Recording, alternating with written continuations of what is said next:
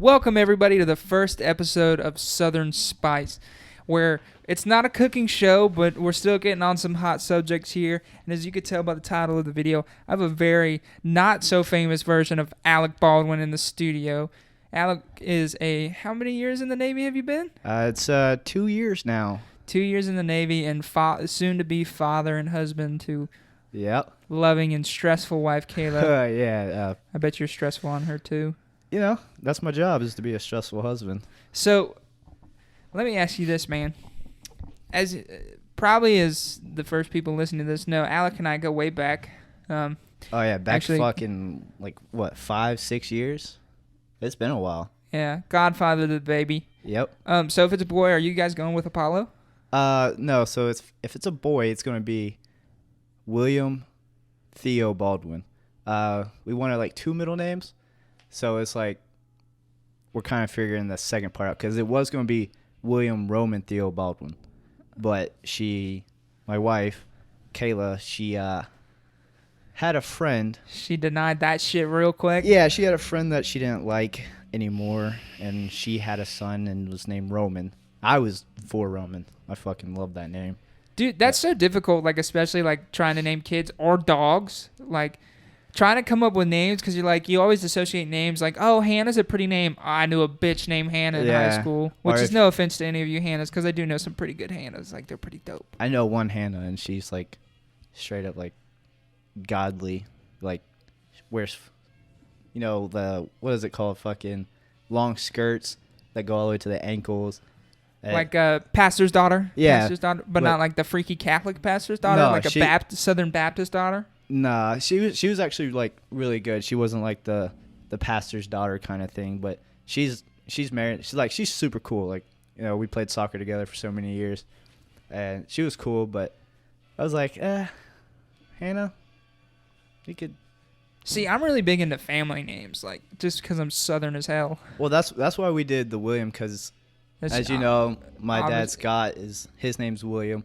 And then his father's name was William. And then yours is also William. Yeah, my name is William. And then his great-grandfather's name's William. So it's just kind of a passed on? Yeah, so it took a little convincing to get William for my wife. But then she was fuck it. We'll name him William. Yeah. And then the girl name, don't even. If she hears this, she's probably going to cuss me out. But the girl name, what she wanted originally was Darcy Freya Baldwin. Now, I don't know. That sounds like some Harry Potter villain type shit. Darcy was from, what's that show called? Degrassi. So she was oh, Lord. She loves that. So I'm I don't want to do it after you don't want a show. Oh, how'd you get your name, Darcy? Well, my mom was a big fan of Degrassi. And when you think of Darcy, what do you think of? An 80-year-old woman. Oh, hey, Miss Darcy. No, I think of Darcy Dallas. Who's that? Look her up later. Yeah, I can't do that. You know, Mom, if you're watching this podcast, I'm sorry. Or listening to this podcast. Don't Google it.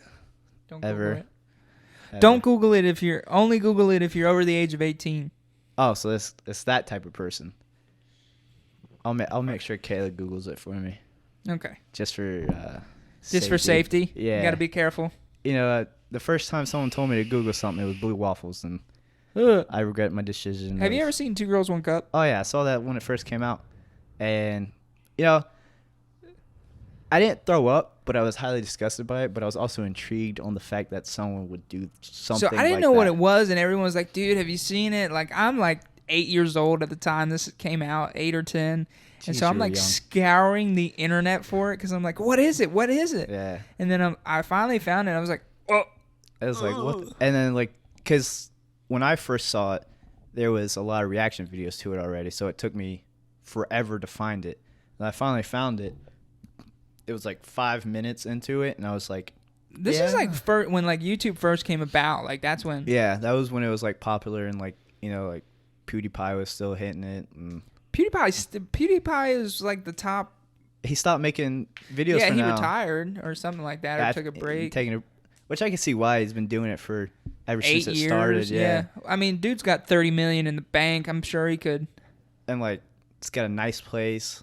He's got a cool probably paid dog. for. Got a beautiful wife. Yeah. That wedding was beautiful. I wish I could have been there. It'd been like, so if people don't know me, I'm like a photographer, and like seeing those photos just gave me an orgasm. Just how beautiful those pictures were taken, and like the video that was done, I was like, holy crap.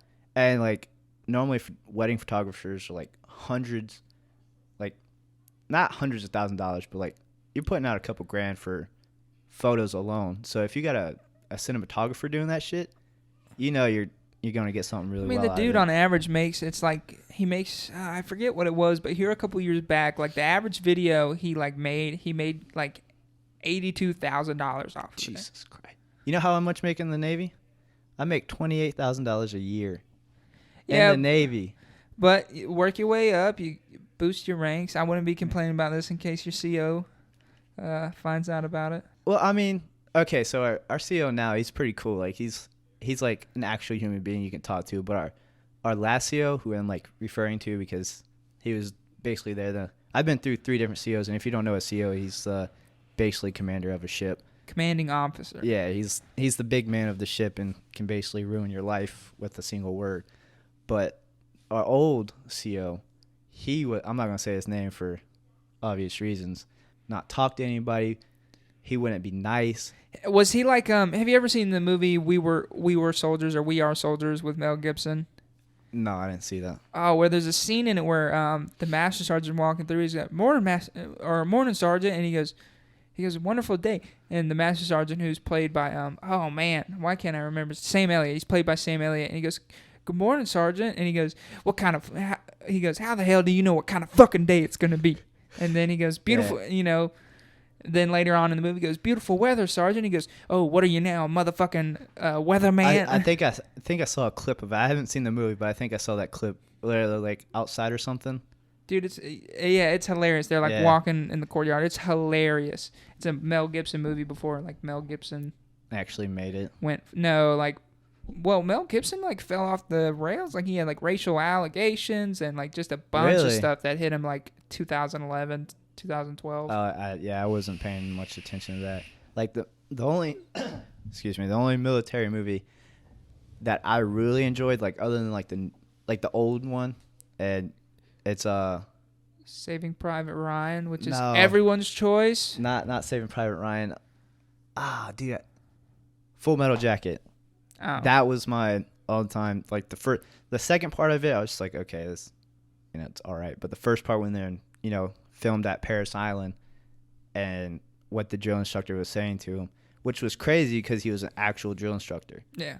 And like he was just going to town on him. Yeah, and I was like, this shit is funny as hell. And like you can't watch that nowadays without people be like, oh, that's wrong. He's an that's asshole. Racist, or he shouldn't be saying that to him. That's why people kill himself. Is Forrest Gump a war movie? Not necessarily. I wouldn't say. But I mean, I'm in the Navy, so I don't do war stuff. I just really just sweep stuff on a boat. Watch a couple guard towers every so often. Yeah, so I stand a few armed watches. If someone decides to shoot us up, I'm ready to bust a cap. Have you well, actually, we gotta be careful of what we're talking about, so like we don't break certain laws, I guess, for you. Oh no, so the whole confidentiality of, I forgot what they call it, but the only thing that goes for is like you can't talk about, like, so if we were talking about one of the missions that we did, we can't talk about where it was at or what day it was on or anything like that, or it's like texting, it has to be generalities kind of. Have you ever boarded it? Have you ever boarded another ship? Me personally, no, but we have a team on which I'm now a part of that don't know how I ended up there, but you have to go to a certain class, it's called Surf Alpha, and that's basically like a security reaction force alpha group, and basically all that is like SWAT training, almost. But for boats? No, this one's for on the ship. The other school is called VBSS, which is Visit, Board, Search, and Seizure. Okay. That is basically what the Coast Guard does, and we have a group of people that actually boarded vessels. Dude, I'll tell you what, man. A lot of people shit on the Coast Guard, but some of these guys in the Coast Guards are badass. Oh, yeah. Like, so being in the Navy and, like, people say, oh, Coast Guard's actually, lazy and all this. Like in a general consensus, yes, but they do go out a lot.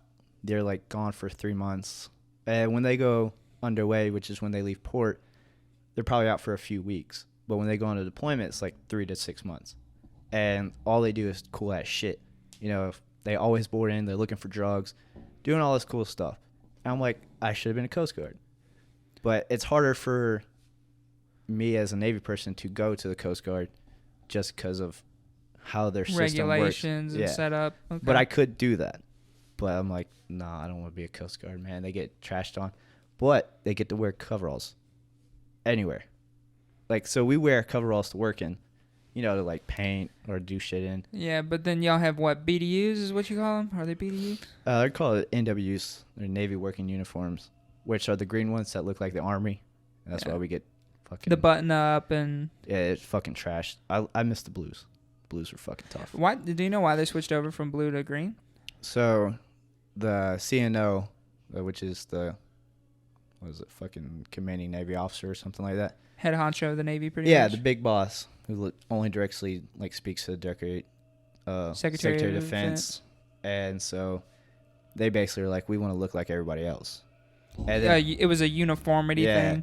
And I heard something else like, oh, well, if we're underway, you're not going to be seeing them if they're wearing blue NWs, which we don't wear those underway at all. Those are strictly in port. Okay. So I was like, well, that's fucking stupid. And because that was like the only thing that really, other than like the typical, like we're on ships and like Marines are on land and Army's on land and Air Force is air, that was the only thing that separated us from everybody else, the uniform. Now, the Marines have really dope uniforms. Like, I fuck with that. You know, their dress uniforms and shit. Oh, okay. Ours look like we're about to be gay strippers. Now, you know, I'll fully say that because I hate them. Especially the fucking...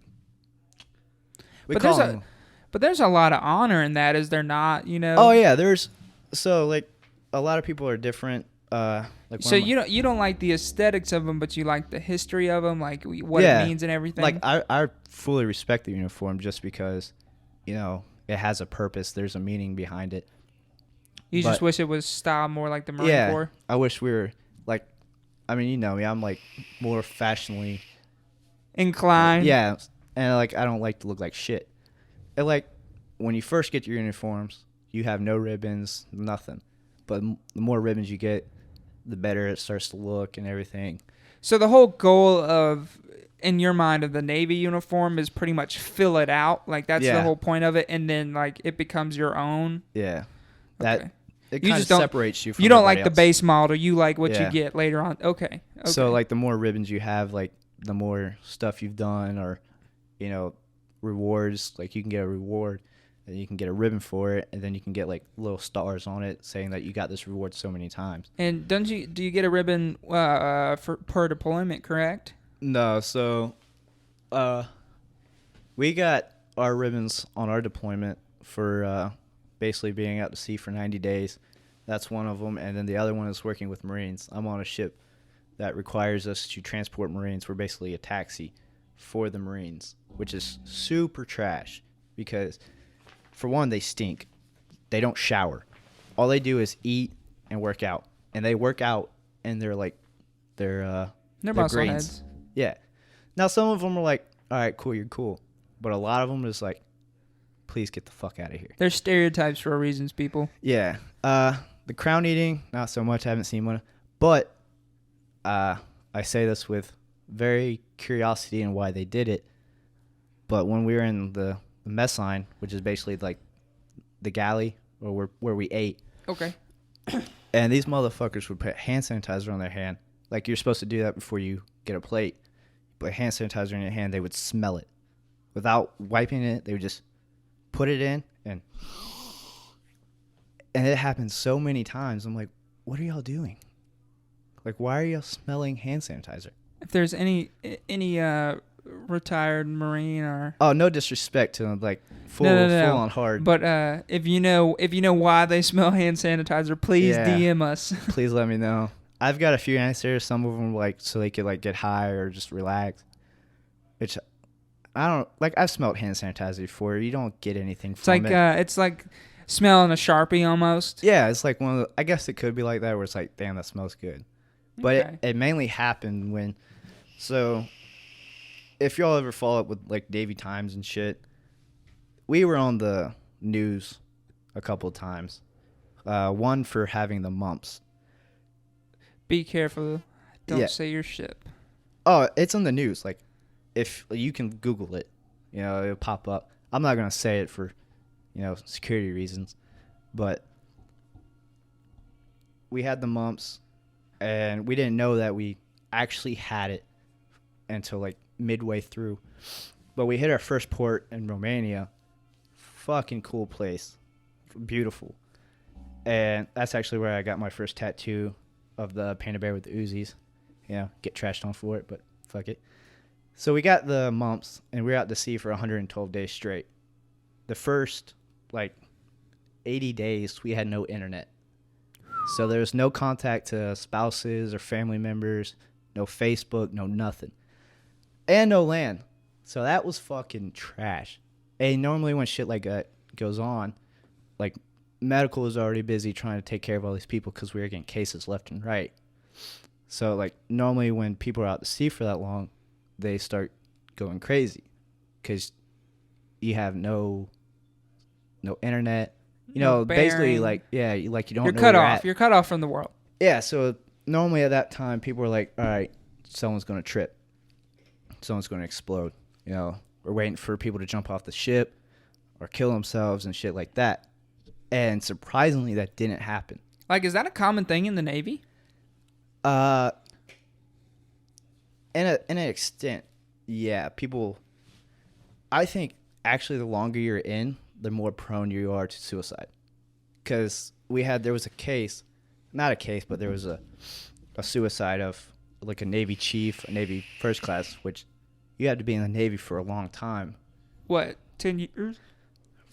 Some people make first class in like 5, 6, 7 years. Chief, it's a little bit harder. It all depends on like what job field you're in and like how good you are at it. I've been in 2 years and I've already made it E4. So I mean, so more jobs have like selecting your job is pretty important because certain jobs it's easier to move up in. Oh yeah, it's choose your rate, choose your fate. So like, so if anyone wants to join the Navy, do not pick corpsman.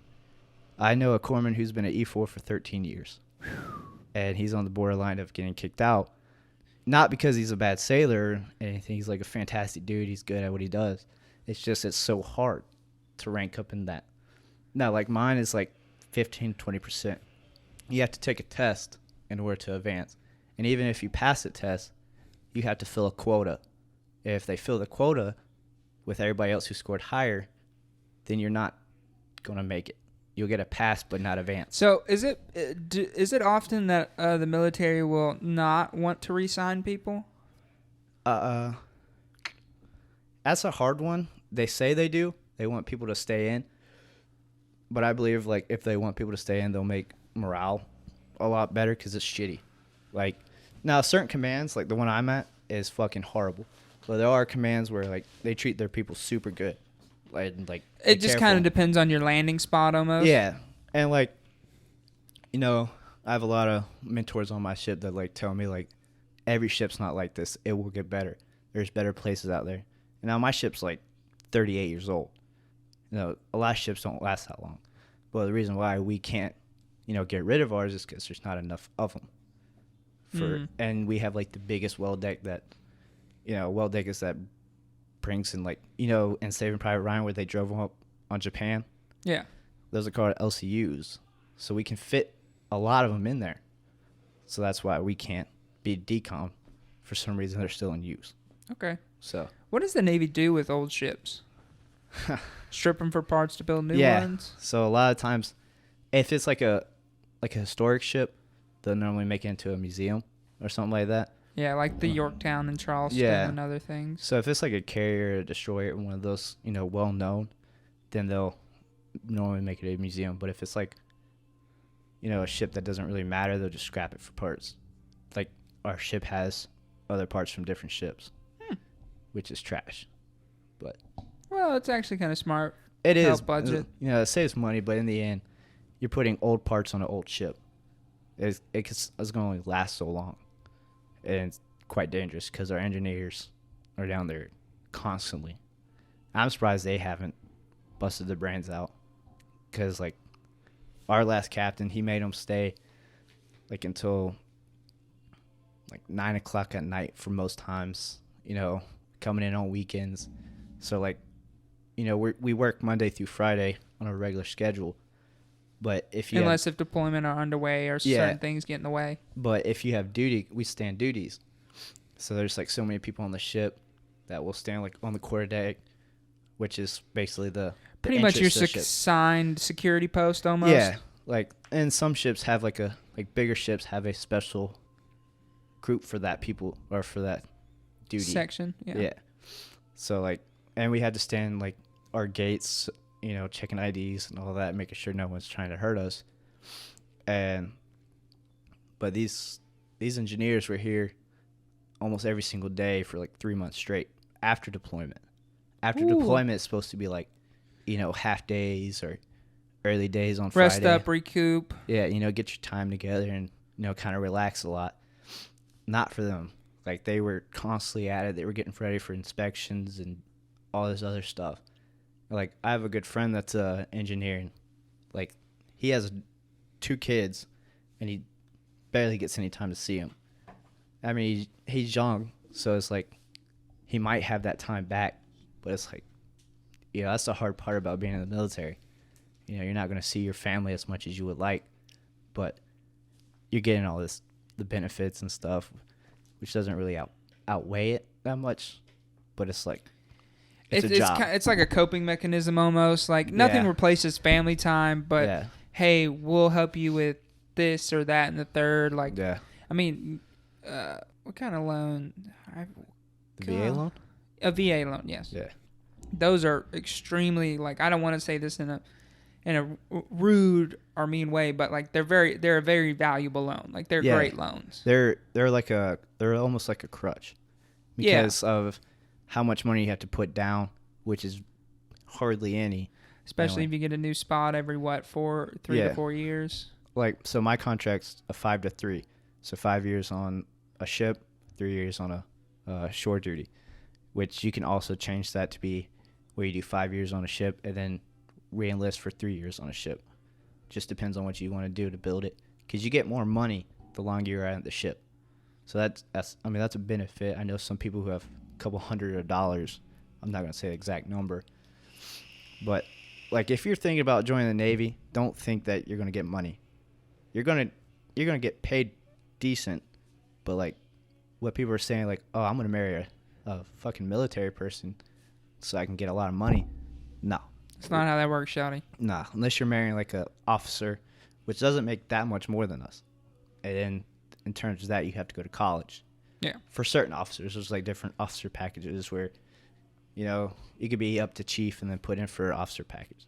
But they're still looking for people with college. And certain jobs pay more, correct? Depending. There's only a few, like the nukes.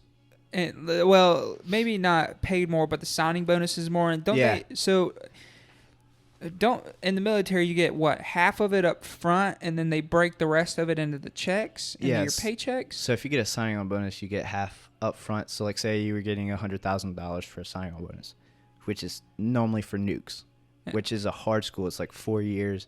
The suicide rate is ridiculous. Yeah, it's the highest rate or highest suicide rate in the military, which is fucking crazy. I have a nuke friend who was almost finished with nuke, and they kicked him out for making like a 70.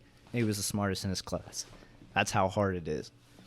But like Navy SEALs, they get signing on bonuses, but they're, you know, in the same boat. Super hard mentality training. And, you know, I have a couple friends that went to Navy SEAL training and just couldn't pass it. And these dudes are tough. But I will say this, like, there are perks of being in the military. Like, you do get to see the world. Yeah, like I've been to Romania, Germany, rode to Spain, Latvia, Dubai. I don't recommend going to Dubai, actually. It's super expensive. If you have no money, you will probably end up on the streets there. But the food's fucking fire. Like in Latvia, A1. And these are like third world countries, Romania and Latvia. They're like on the borderline of broke. I think we just put them back up, with all the money that we spent. So like the nuke is 4-year program. It's in like South Carolina. And I had a friend there. And dude's like a fucking borderline genius. It's annoying when I talk to him. But he basically got dropped out when he was almost done. And he was saying like they had inspections of their uniforms every week. Like the study time was in like no time to yourself, basically. You had like maybe 2 hours a day for yourself. And that was if you were smart. If you weren't, then you like had no time to yourself, no family or friends or anything. Yeah. So, and the way I understand it has been told to me by an old teacher of mine who taught Navy Nuke. And he said, like, when he was in it, he goes, once you flunked out, like, you pretty much get put back on the bottom because you have this security clearance, but yet you can't go anywhere due to your security clearance. Yeah, so the guy who dropped out, he ended up becoming a bosun mate, which is my job. And it's, it's like the Army. We'll take anybody, All it is common sense, is to be a bosun mate. So he ended up becoming a BM3, which is, we say that because there's so many different jobs in the Navy that we just split it up into their own individuals. So BM is bosun mate. The 3 is the third class, so E4. So we, like, say you were a BM1, I'd say, good morning, BM1. I'd address you as your rank and your rate for respect. Now, you being a BM1 and I'm being a BM3, you would just call me Baldwin, or we go by last name. So when people call me by my first name, it's confusing. I get confused a lot. Good morning, BM Baldwin. BM3 Baldwin. BM3 William. Yeah, if someone called me that, I'd probably slap them. Just kidding, I wouldn't hit anybody in the Navy. Instant fucking mass case. Ooh. Oh yeah, and a mast is basically when you go see the big man himself. And he put on trial by your commanding officer. Yeah, and he fucks your life over by taking half your money for a couple months. Like, it's real shit. You get put on restriction where you can't leave the ship for 45 days. It's trash. I almost got there, but I got saved by my ex, though. He dropped my case. Hey, lucky you. Yeah, got blessed. So, are you planning on re-enlisting? Is that your current plan? Oh, fuck yeah. There's no other thing.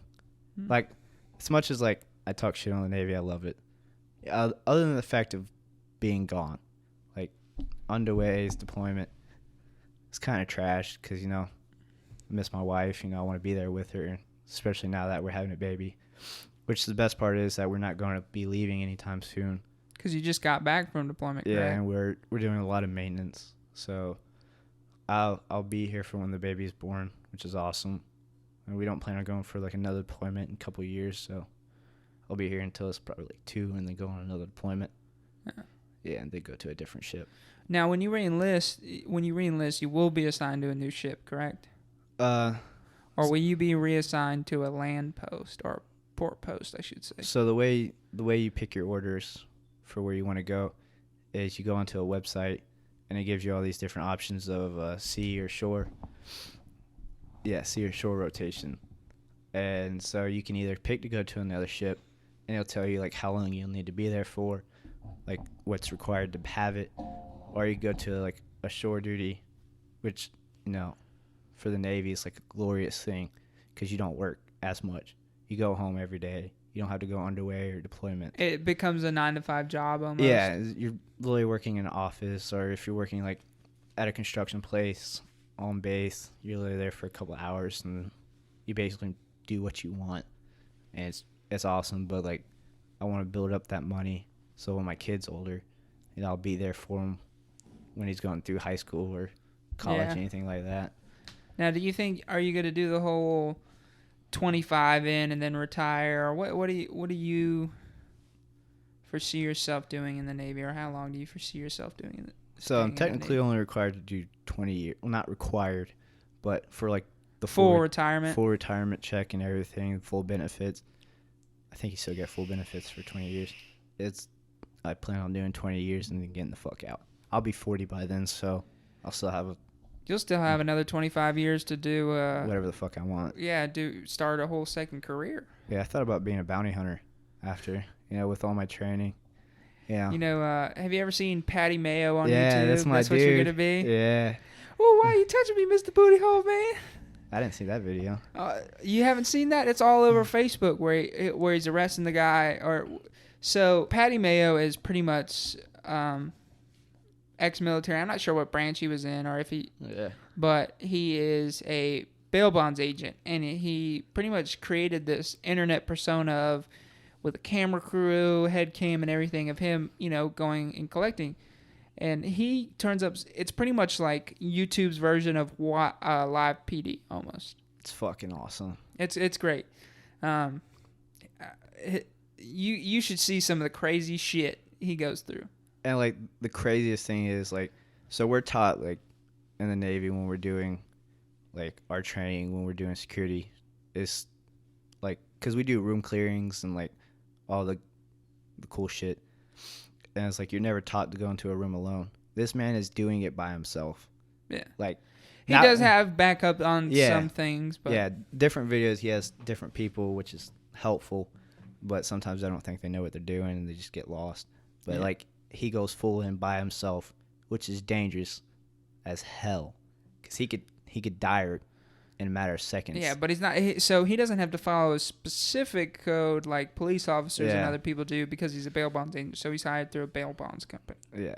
So, he has limitations and rules to follow and ways to conduct things, but it's not under a government agency, I should say. Yeah. He's basically like an independent contractor. Pretty much. And he just do whatever he wants within the means of law. He's a realistic version of Dog the Bounty Hunter. Which, rest in peace, dog. Yeah. He's not dead, but his career is. Damn. His wife just passed away here. Really? Yeah. Dude, I feel bad now. I'm sorry. My bad, dog. Don't come after me. I do like your shirts, though. Yeah. He's got pretty cool hair, too. How about that mullet thing? Everybody getting the mullet back? Yeah. Business in the front, party in the back. What's that about? No, man, it's because of TikTok, man. The song came out, I Want My Mullet Back, and it just blew up on TikTok. Everyone's getting mullets again. So Billy Ray Cyrus makes a song with a rapper, and then...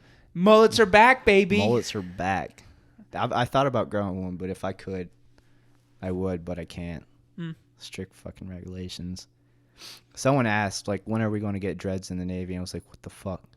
Never. Like... is that even a thing? You have to keep it short because of hand-to-hand combat, correct? I wouldn't say that because... Like, that's not the primary reason, but it is a reason. It's more for, like, looking good, looking sharp. Because if you have someone with shaggy hair, it's just like, okay, you look homeless. They don't want bums in the military. Yeah, like no facial hair unless you get, like rashes or breakouts, It's pretty trash because... I can't grow facial hair because I have a baby face, but like I would like it for it to grow out, so now, I could look cool. If I remember correctly, when Navy SEALs go overseas, they're allowed to grow beards. That's their rule, is you have to grow a beard because they have to play the part. Like there's this guy on TikTok that I watch. He's a Navy SEAL or prior Navy SEAL, and he was like saying like you're in these spaces with terrorists. Like, you're living with terrorists to gather information and shit. Like, you have to play the part. So, like, facial hair is, like, a must thing. So, I would probably die as a Navy SEAL because I can't grow facial hair. Or be kidnapped. That's crazy shit. Yeah. But, much respect. We actually did a few works with the Navy SEAL and SWIC. And if you don't know what SWIC is, it's basically like a downgrade of the Navy SEALs. Respect to them, too, because they do some hard shit. But it's like Navy SEALs... then SWIC. SWIC and then, like, divers. Yeah. Because their training is fucking crazy. It's a couple years, and, like, the first few weeks, they're just getting punished. Well, Navy SEALs don't even get deployed in, like, the first 4 years. Yeah, of all the training they have to do. They're still in school, technically, during that part. But they, like, automatically get promoted. Like, and, like, they don't follow certain rules that we do. They're, like, basically their own branch of the Navy. Which is pretty cool. Like, they don't have to wear their uniforms all the time. They wear civilian clothes. Their work days are if they're not training, they're just chilling out, doing nothing, checking emails and stuff. It's like, it's pretty good. But to get there, it's rigorous. Like, Oh, yeah. you get benefits from going through and pushing through, buds. Like, buds is crazy, man. Like, there's a Yeah. documentary on it. You can find it on YouTube. You need to just look up Navy SEAL buds. Yeah. It is crazy stuff. Yeah, like the first 5 days you're in buds training. So like before you actually get the buds, they have this thing called buds prep. So you're in school to basically train for buds, where like their heads are bald, they're wearing the exact same uniform every single day. They stencil everything like you were in boot camp all over again, and their physical training is crazy. But like when you get to buds, the 5 days that you're there, you only get like 4 hours of sleep max the whole entire 5 days. Which is their hell week. Yeah, it's the hell week. And it's like, if I did that, I'd probably die. And like, they have a lot of people monitoring it, but like from the videos that I saw, they get treated like shit for good reason. I mean, they're going through all this training for... It's mental prep. It's mental prep. It's not to put people down. It's mental prep for what may happen. Because if like you don't have the right mental set and you go into like a combat zone, you're gonna freak the fuck out and probably die, just because you're not in the right mindset. You can't handle it. Like that's what they train you. It's not to like purposely make people want to kill themselves. It's not to talk down on themselves. Yeah. It's pretty much a preemptive strike to avoid. It's to break you down and build you up, kind of thing. Which they say that about our boot camp. No, a lot has changed since I've been there, but when I went, it wasn't, it wasn't hard. Like, our boot camp was basically doing laundry and taking tests.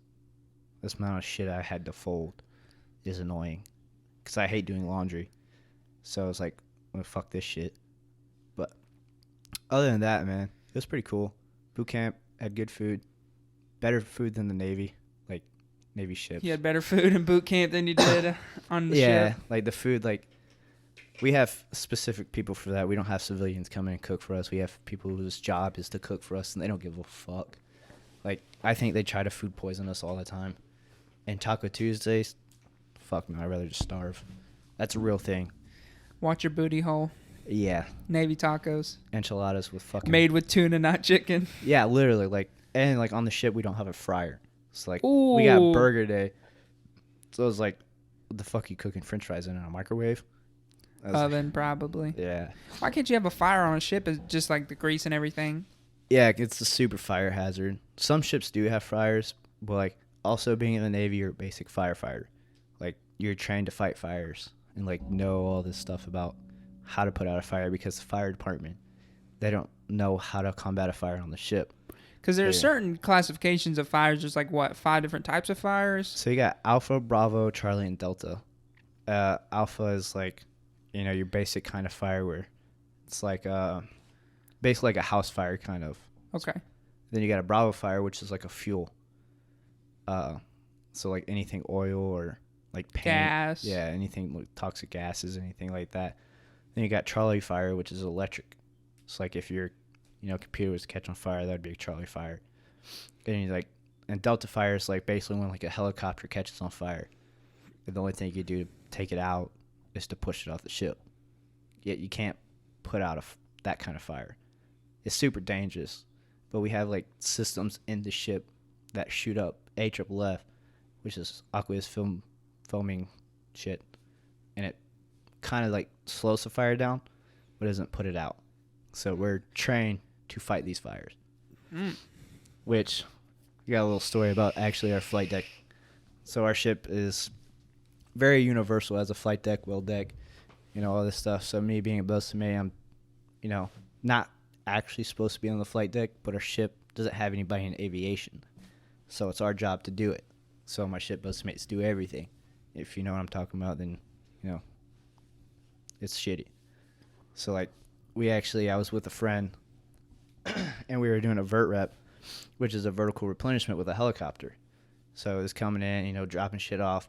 And then once it finished, we had to send like boxes away, like trash or hazmat, anything that we had to get off the ship. So I was with my friend, and I was holding them. So you need 2 people out there so they don't blow away. And one's the hooker and one's the anchor. And I was the anchor for my friend. And we had this, like, 2 boxes that were attached, and they had slings in them, or, like, in the middle. So, you know, we've done it multiple times. It was no problem. Next thing you know, the helicopter comes in super fast. It comes from the left or right. And all I remember is that helicopter coming in so fast that it blew the boxes at us. We got hit by the slings and fucking got dragged against the flight deck. Now, the flight deck is non-skid, so it's like, it will fuck you up. Is it asphalt? In a sense, yeah, that's basically what it is. It's not asphalt, but it's like, it's a certain type of paint that comes out like that, and it's super rough. So it's basically getting dragged against concrete. Oof. And it hurt like a motherfucker, and I thought I was dead. Just because, you know, you're not expected, like, to live through that. Not being dragged, but like when a helicopter blows you away kind of thing. Hit your head on the ship, crack your skull. Or you could, I mean, we wear helmets and shit, and we have shit to prevent that. But, like, you know. It's easy for something to go wrong. Like, it's a cable snapping and taking you. Yeah, which, you know, it blew us. He got hit in the knee. He got dragged with me. And all I could think of was, you know, hold him down while we're getting dragged so we don't actually lift up and fly away. Because we were super close to the sides. So if it would have blown us to the right, we would have been off the ship. Now there's nets, but, like, they can only do so much because they're not that big. And I was probably like, what the fuck? But then we ended up getting up and doing it again. Nice. Yeah, we didn't get blown away the second time. Yeah, so our dude was like, yeah, no one under 200 pounds can do this. You know, I weigh 150, 155. So I didn't make the cut. So now I just have to hook, which is pretty cool too. So on your deployment, what was the coolest place you went on your deployment? Like, if, say, you and the wifey says, let's take a vacation here, and you've been to that place, where are you going back? So there's a lot of places that I would want to go back, but probably Latvia. It's, like, super beautiful. There's, like, a lot of parks, you know, where you could just go and walk around and, you know, be at peace with yourself. Like, one of those places where you can just relax. Very zen. Yeah, it's like one of those where you can just sit in the park and, you know, no one will bother you. And it's like they got trolleys. Everything was in walking distance. Food was phenomenal. And people there were great. You know, it was basically like a... Dude, I can't stop coughing. It's like a more rural version, or not rural, like an urban version of New York. Like, you had a whole bunch of restaurants next to each other. You had people doing, like, you know, the robot man who does the silver body and stuff. You had that guy out there. It was pretty cool just watching them. And you had people playing music. And, like, you know, there was a lot of Western... It was like a 3-story version of New York City.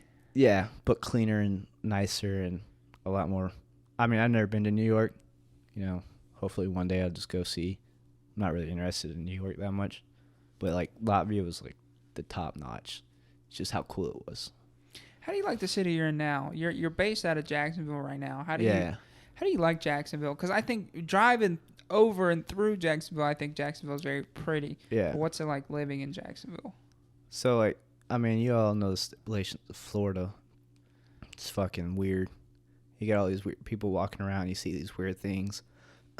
But, like... My pet alligator on a leash. I haven't seen that yet. I'd be really interested to see that. Oh. But it's like...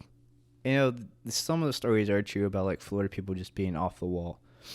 Luckily, I haven't ran into many of them. But, like, it's an okay place. Food, they got a lot of good food places.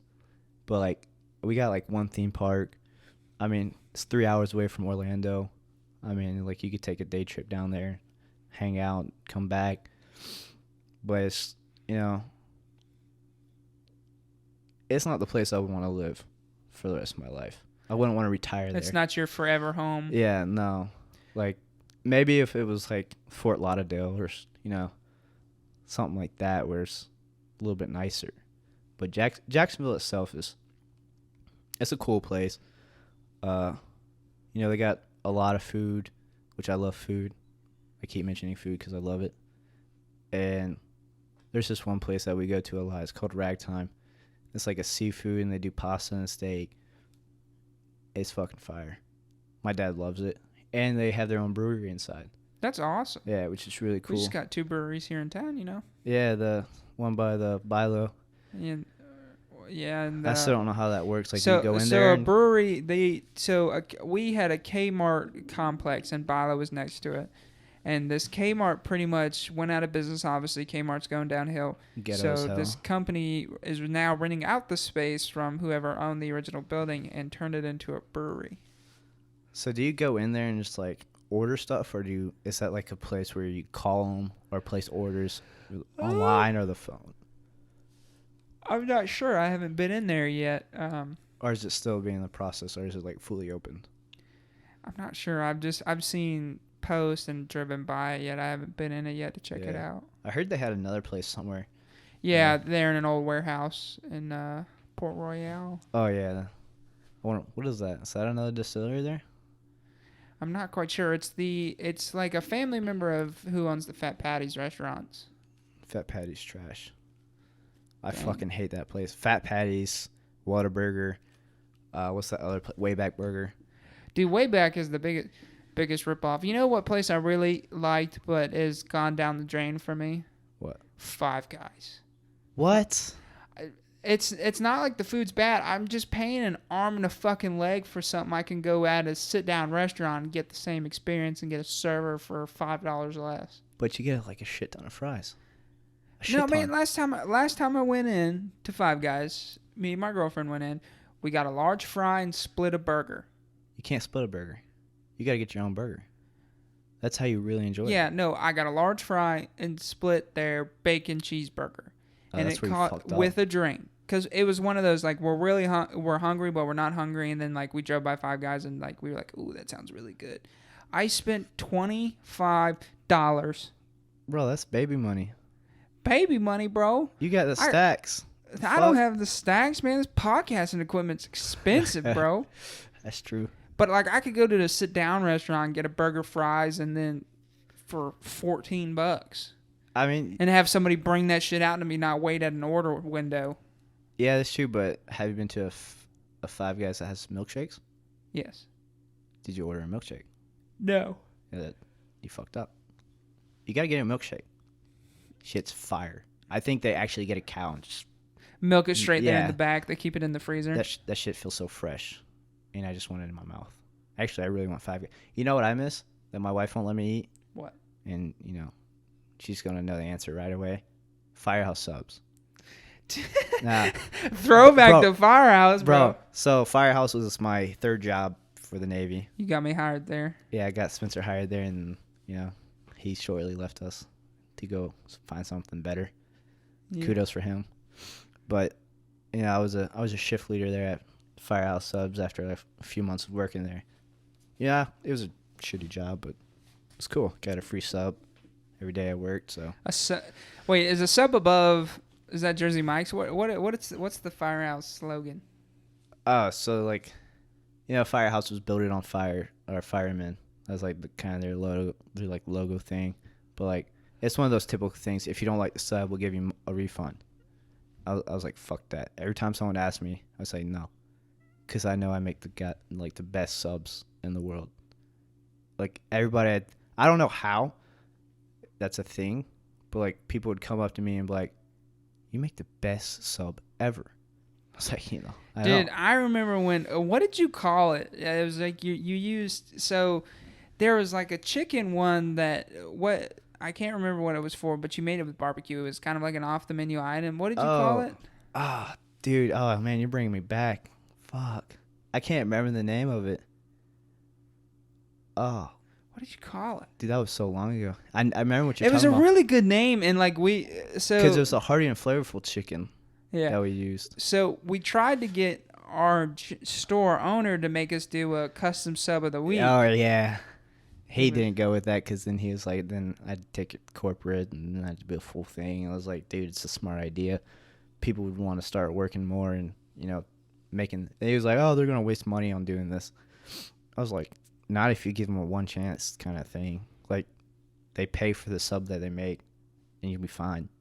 He was like, no, fuck that. I was like, whatever, dude. I remember the sub I used to make. It was called the Mechanic. You remember the Mechanic? I think I remember you making that. So it's an engineer, but it's with ham, and then I throw. Dude, I hate the engineer. I'm not gonna lie. Yeah, it was just such a weird. It was like roast beef, turkey, and Virginia honey ham. But I called it the engineer because I put ham, lettuce, tomatoes, onions, sautéed mushrooms. Yeah. Swiss? Was it Swiss? Yeah, Swiss cheese was and on then it. Italian dressing. That shit's bomb. Yeah. That's making me hungry right now. Dude, I'll tell you what, man. Firehouse has got the best ham. Dude, that shit's so sweet. And, like, it sucks because my wife ate there once, and she's like, I hate this place. I don't like it. I'm like, let's go back and, you know, try it. Because there's, like, a Firehouse not too far from our home. So I'm like, let's go hit it up. I've been to our Firehouse once in Florida. And it was good. I knew the whole menu, you know. I worked at Firehouse for almost a year. It was longer than a year, was it not? Well, I quit because I started working at a pizza place. That's right. No, that was this. I was working at Fripp for my friend's mom at Ocean Point Grill. I basically was like a dishwasher. Got paid more, which was cool. And I got onto Fripp and I used the pool and stuff. I wasn't supposed to. Went to the beach and get the baddies. No, I didn't do that. I was a very antisocial person. I'm surprised my wife even talked to me. Except how weird and awkward I was, but I remember the first time picking up your wife. That's a funny. Dude, you know what I was story. doing when I called you, right? No. I was sign waving. I was on the side sign waving for Firehouse. Okay. And I had the headphones in. I was like, "Fuck, she needs a ride." I really want to make this work for her. So this is me low-key snitching on your wife here, but it's a funny story, and it's all right. she's a great wife. Super fantastic. I love her to death. And so that's not for me. Alec to get tried for so long. Like, let me just say this: Alec was not even on his wife's radar. This tells you, fellas, don't give up after 2 weeks, man. You gotta chase after what you want. I gotta tell him how long it took. So like, my wife and I, talked for like a couple weeks, right? And then she basically ghosted me for like 6 to 7 months. Never wanted to hang out.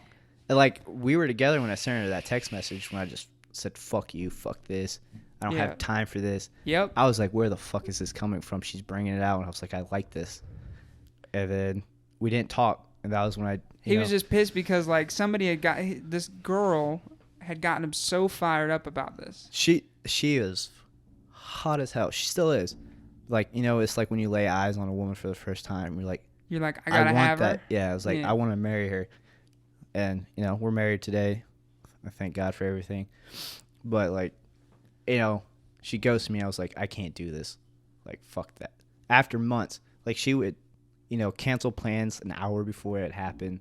She was real flaky on your ass. Yeah, and, she explained to me why, and I'm like, okay, that makes a total sense. Like, I respect that. And she was more nervous than I was at a point, which I don't really believe that, but, shit happens. But I forgot what exactly that I texted her, but it was fucked up. And after I texted her that, I think it was like a week later, I apologized because, I'm a nice guy.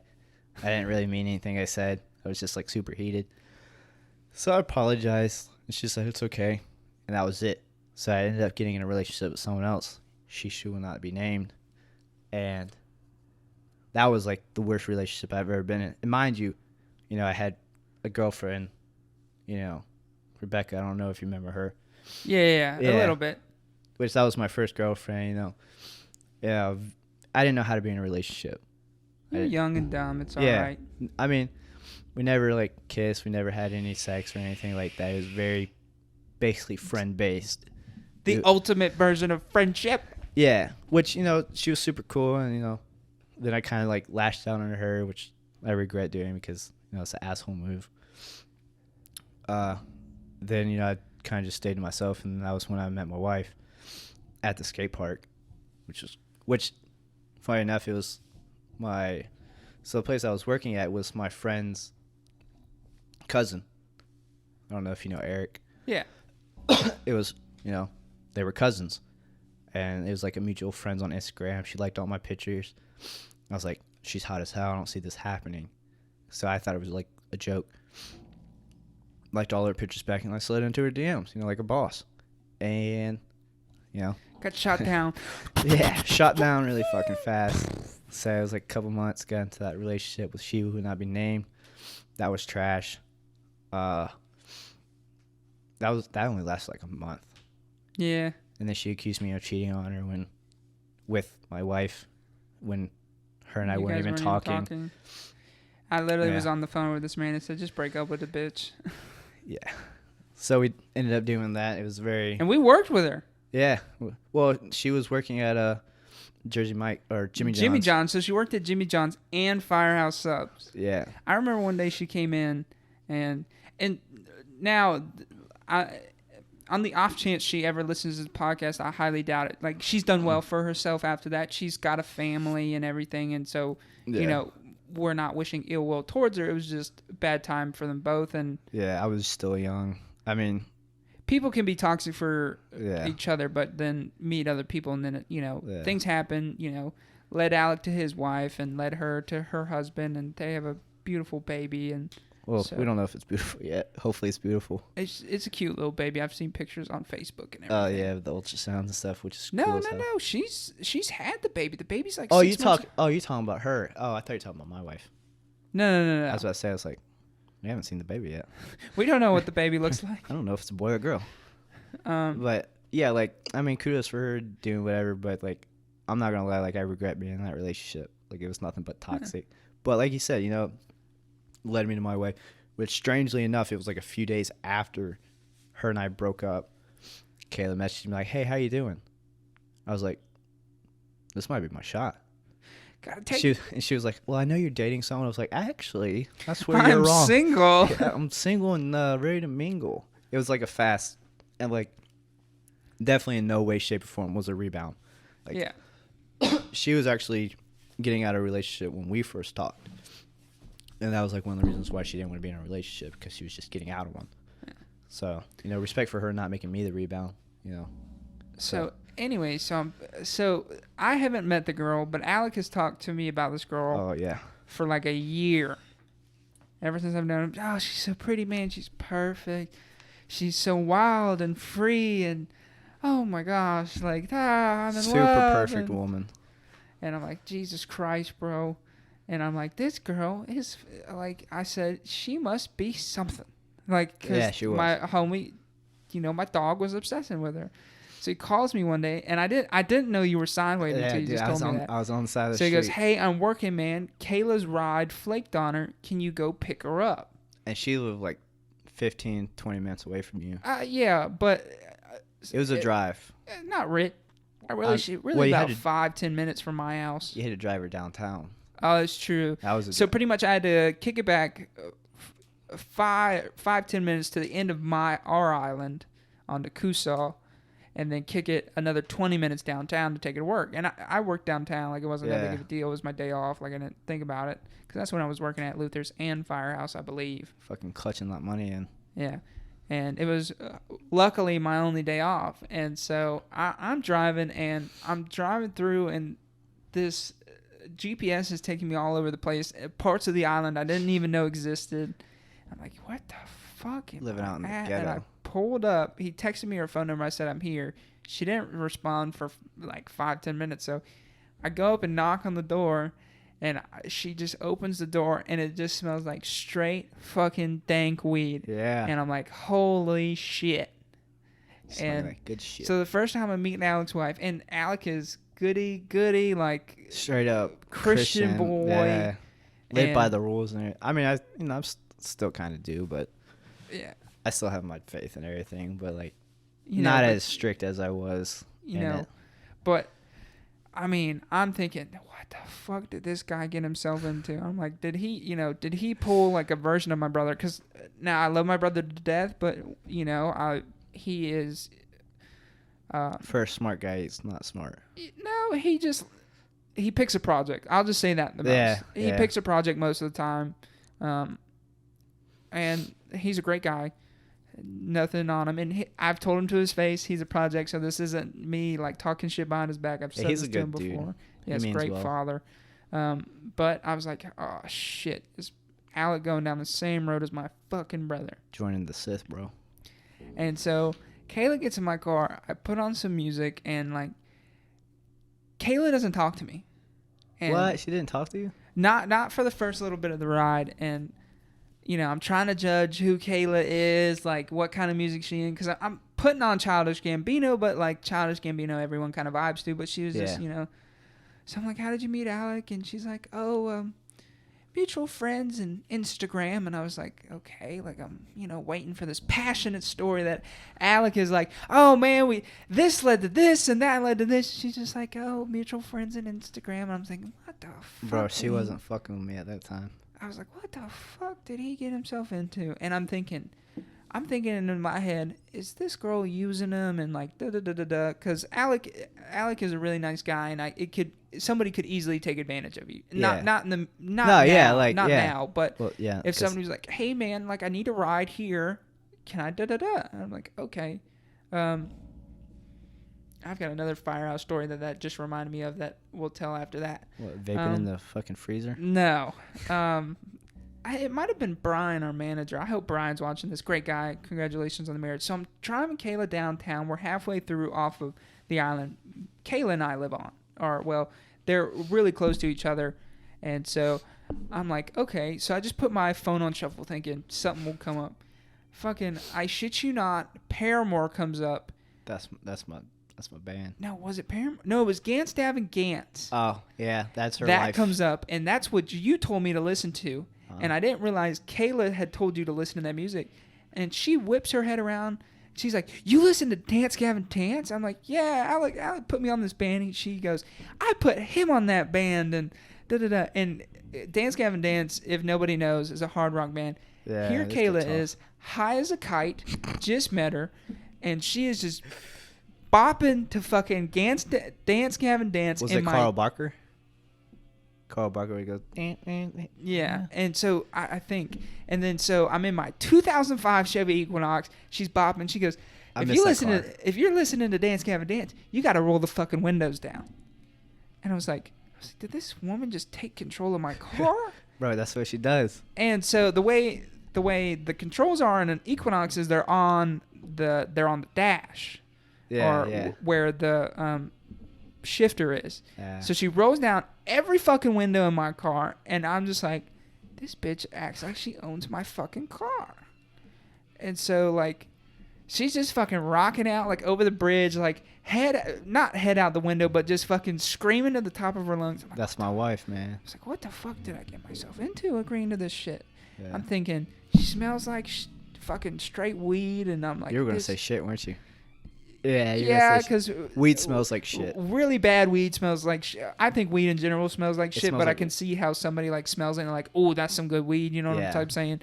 I'm like, oh my god, like my car's gonna smell like weed. My parents are gonna flip out on me. What the fuck am I gonna do? And she gets out and she goes, thanks for the ride. She goes, I know you didn't have to do this for me. She goes, but I really appreciate you doing this for my Alec. And I was like, my Alec? I said, but you haven't even gone out on an official date. Yeah. And so I texted Alec. I was like, and he was like, what'd you think of her? And I'm like, she's great, man. Trying to be a supportive friend. I knew you were like hiding something from me at that moment. She's great. And then y'all ended up going on your first date like Thursday. You both ended up having that Thursday off. Yeah. But y'all went on your first. What was y'all's first date? What movie did y'all go see? So that was like the big thing. I don't remember the movie. I just remember being there and like just starstruck by her. Like she was just so beautiful. I was like, I wasn't even paying attention to the movie. I think it was like some semi-scary movie. But we ate at Outback. It was in Bluffton, watching the sea turtle. I just remember that. But I consider that like kind of like a pre-date kind of thing. Where I think our actual like real first date where we actually decided, like sat down and stuff. It was like, we didn't sit down. It was like, we're going on a date. Yeah, and it was like kind of like a boyfriend girlfriend kind of thing, which we weren't boyfriend girlfriend at the time. For me to figure out later where she, was like, what are we? It's like boyfriend girlfriend. She's like, you never asked me. I was like, And she was like, "Are you gonna ask me?" It's like, and she was like, "Don't ask me now because I'm expecting it." It's like, what the fuck? What do you want from me? Yeah. So I ended up asking her out at Sonic. Yeah, romantic as fuck. But that's the place everyone does it here. Yeah. But I was cheesy about it. I got like a little flower from. Will you be my girlfriend? Yeah, she thought I was going to tell her. Were you a senior in high school, or you had just graduated? You had just graduated, right? Yeah, because I was working at Crostas. Yeah, you would have. You were still at fire because it would have been the summer going into my I was working junior 2 jobs. year. So you would have graduated. You would have just had graduated. Yeah, because I was working Firehouse and Crostas at the same time. Back to that Firehouse, but our first of like real date, I believe, was the day after her birthday, which is May 23rd, and so I was working both jobs at the time, so I couldn't like take her out or do anything special. So I was like, hey, let's go to Target or the Tanger Outlets or whatever, and I'll buy you whatever you want for like your birthday gift, because I thought we were boyfriend and girlfriend. Which I mean, I would have done that for her either way, because you're head over heels. For I was like, I'll do anything for you. I still will. And so now, some people might be like, "Oh, you're a simp nation." Yeah, but people were probably like out there, probably, "Oh, he's a beta male on this." She's actually the first. She made the first move and shit. Like she kissed me for We had kissed before, but it was like Kayla is the dominant one in the relationship. She Alec gets what she wants. Easygoing, and I'm more relaxed and like life will take care of itself, man. Like when we first had sex, she made the first move, because I'm like you said, I was raised in a super Christian home, so I was like, I respect women to a super far extent. So I'm like, you're not gonna be the initiator. Yeah, I'm not gonna like have sex with her and she not want it, and then I just be like, fuck. So she ended up making the first move randomly. Which is the funniest phone call I ever got 5 minutes fucking later. It didn't last long. 2 o'clock in the morning. 2 Pump Wonder. The 1 Pump Wonder. 2 o'clock in the morning, he calls me. He goes, "Hey, man." I was like, "What's up?" He goes, I literally just busted in like under 30 seconds. I was like, "What?" I'm telling you, like, not to disrespect her in any way, but she's got some magical shit going on. Like, and like, I've only had sex with 2 people. The one with she who will not be named, and, her. So it was like, I didn't really know what I was doing, but she kind of like... She guided you along, taught you the ropes. Not that. She kind of gave me the encouragement, like, "Oh, you sure you've only had sex with one other person?" I was like, "Yeah." She's like... She was lying to you, Bubba. She was I like, think that so. Shit's trash. She also said that. She was like, "Damn, you got a big dick." And I'm like, I know you're lying. That's what people say just to make someone feel better. Big facts. But she still says it to this day, so I'm like, fuck it. I'll believe it. No, but that shit was funny. Shit was funny as hell to me. But I spent I think it was like $200. Fuck. Yeah, it was all makeup. I think it was like, I don't even think she got anything else other than makeup, to be honest. But we went out to eat at Five Guys and enjoyed every moment of it. So I don't know if you remember this. It might have been Brian, but we got off one night, and she was a real cute girl and stuff. But she was like, she came up to us after we closed one day. And she was like, "Hey, do you mind if..." Oh, are you talking about in the parking lot? Yeah. Yeah, I remember. I wasn't there, but I remember the story. So we're getting out of Firehouse, and like the Firehouse in Beaufort, it's not like in a bad or sketchy location, but you're like a mile away from a bad or sketchy situation. Yeah. And so we would get kind of random people walking in all the time, especially when we closed, and like everyone had to like leave at the same time. Like we had certain rules to follow because of certain things that had happened. We were by the ghetto where people were getting shot and shit. Yeah. She comes up, she goes, "Hey, do you mind if any of us take me here or drop me off here?" And we were like, "Oh no, we don't have the time." And she was like, "I shit you not." She looks at all 3 of us. Brian, who was in a relationship with his now current wife. I think Devin was the other one. Devin Hyatt was the other one. Oh, dude, I miss Devin, bro. I talked to him the other day. Devin's doing great at school, enjoying himself, doing what he loves. Hopefully he shaved his fucking face.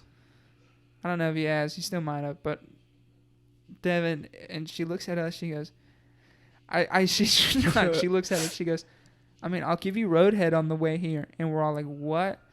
And then Brian noticed something, and he said, no, we can't, like, it's against our rules, like, because of this and that. Like, it's literally against, like, our customer code, and then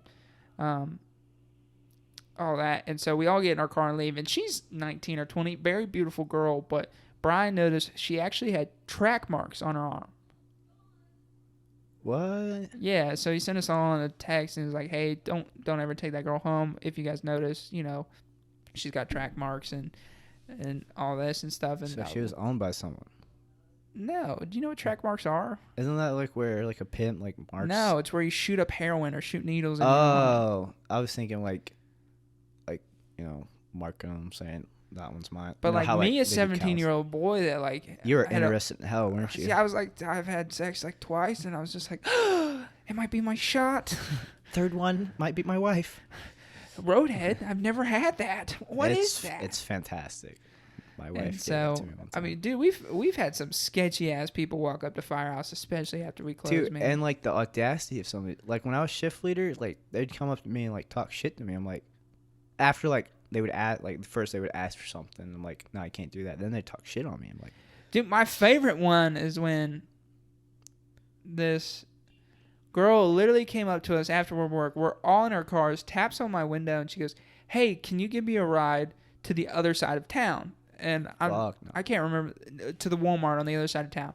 I'm headed the exact opposite way. And she was like, I was like, no, I'm heading the opposite way. I live, you know, on the island. You know, I'm not going that way. And she goes, oh, I see how it is. I was like, what? She goes, you just hate black people. I was like, the fuck? I was like, I love all races. No, I'm just going the other way. I'm sorry. Like, you know, other people that work here, like, go that way. Maybe you can ask one of them. Everyone peeled out, and I'm like the only one in Left here. you to die. So I'm like, she goes, I see how it is. Check out my Google review. And I was like, what? You're going to bomb me on a Google review because I don't give you a ride home, and you're saying I hate black people? I was like, what? She's one of those people that doesn't get what she wants and sends a bad Yelp review. And luckily enough, Cassandra literally rolled down her window. She was a coworker of ours. Yeah. Great mom. She was in the car with everyone alone. Rolls down that window. I love her to death. She goes, that boy ain't racist. Get your trashy ass out of his way. I was like, you are the best. Respect. I didn't know she did that. Dude, I love Cassandra. Like, yeah. she could low key get on your nerves, but like she was good at what she did. Yeah, and when you needed her to come in clutch, she came in clutch. Yeah, I think she's still working at Firehouse too. I think she's the general manager because I'm pretty sure he bought another store. Yeah, I think he bought one. So she's the general manager now and runs it. Yeah, so, which I mean, she's been there ever since it's opened. Yeah, which is crazy. Great employee. Like, I've seen her, like, we've been swamped, and like her shift like would start at like 11. Yeah. She would sometime on Saturday she'd work like the 11 to 8 shift. Long ass. Or what was it? What did we call it? Like 11 of volume? What did we call it? It was like 11 to close, basically. Yeah, but it was like one of those things. Hey, if she's not needed at 8, send her home type deals. And she came in clutch. I mean, the line's like 8 families deep. She just comes in there just whipping shit up, and I'm like, yo, she was a professional. Like, I was like, yo, what the fuck? Like, she was crazy good. Yeah. She taught me a lot, and like, I mean, they all taught me a lot there, but it's like her. It's like she took care of everything, like ordering shit, like make sure everybody was doing their job. And like, if you had a problem with another employee, she would handle it with like professionalism. Well, and it eventually came to the point where Alec and I couldn't be on the same shift just because we would fuck around too much. Dude, we didn't get shit done after that. No, we were always night shifts. Yeah, it was always those Tuesday night shifts, man. Yeah, bro, that was fun. Those were fun. Like you, me, Brian, just bullshitting the whole fucking time. Me, you, and Devin. That was the shift. I loved those Tuesday night shifts with me, you, and Devin. That shit was so fun. You know, I'm surprised fucking the owner didn't look at the videos and see what we were doing. What was that game we used to play where you would have to choose a number? What are the odds? What are the odds? Dude, I still play that sometimes. That shit You know, I took a hot shot of Mad Dog. Like, I took a shot of Mad Dog and threw up. Were you there? I think you were the one who made me do it. I've actually still got the video of you double fisting barbecue and ranch. That shit was horrible. And like, so I'm a person that's kind of like, you don't have to convince a lot to do. Henceforth, why I'm in the Navy. And these motherfuckers took advantage of that. And they're like, here, put this in your body. So if you don't know what are the odds, people just ask you what are the odds you do this, and you give a number between a certain thing. And yeah.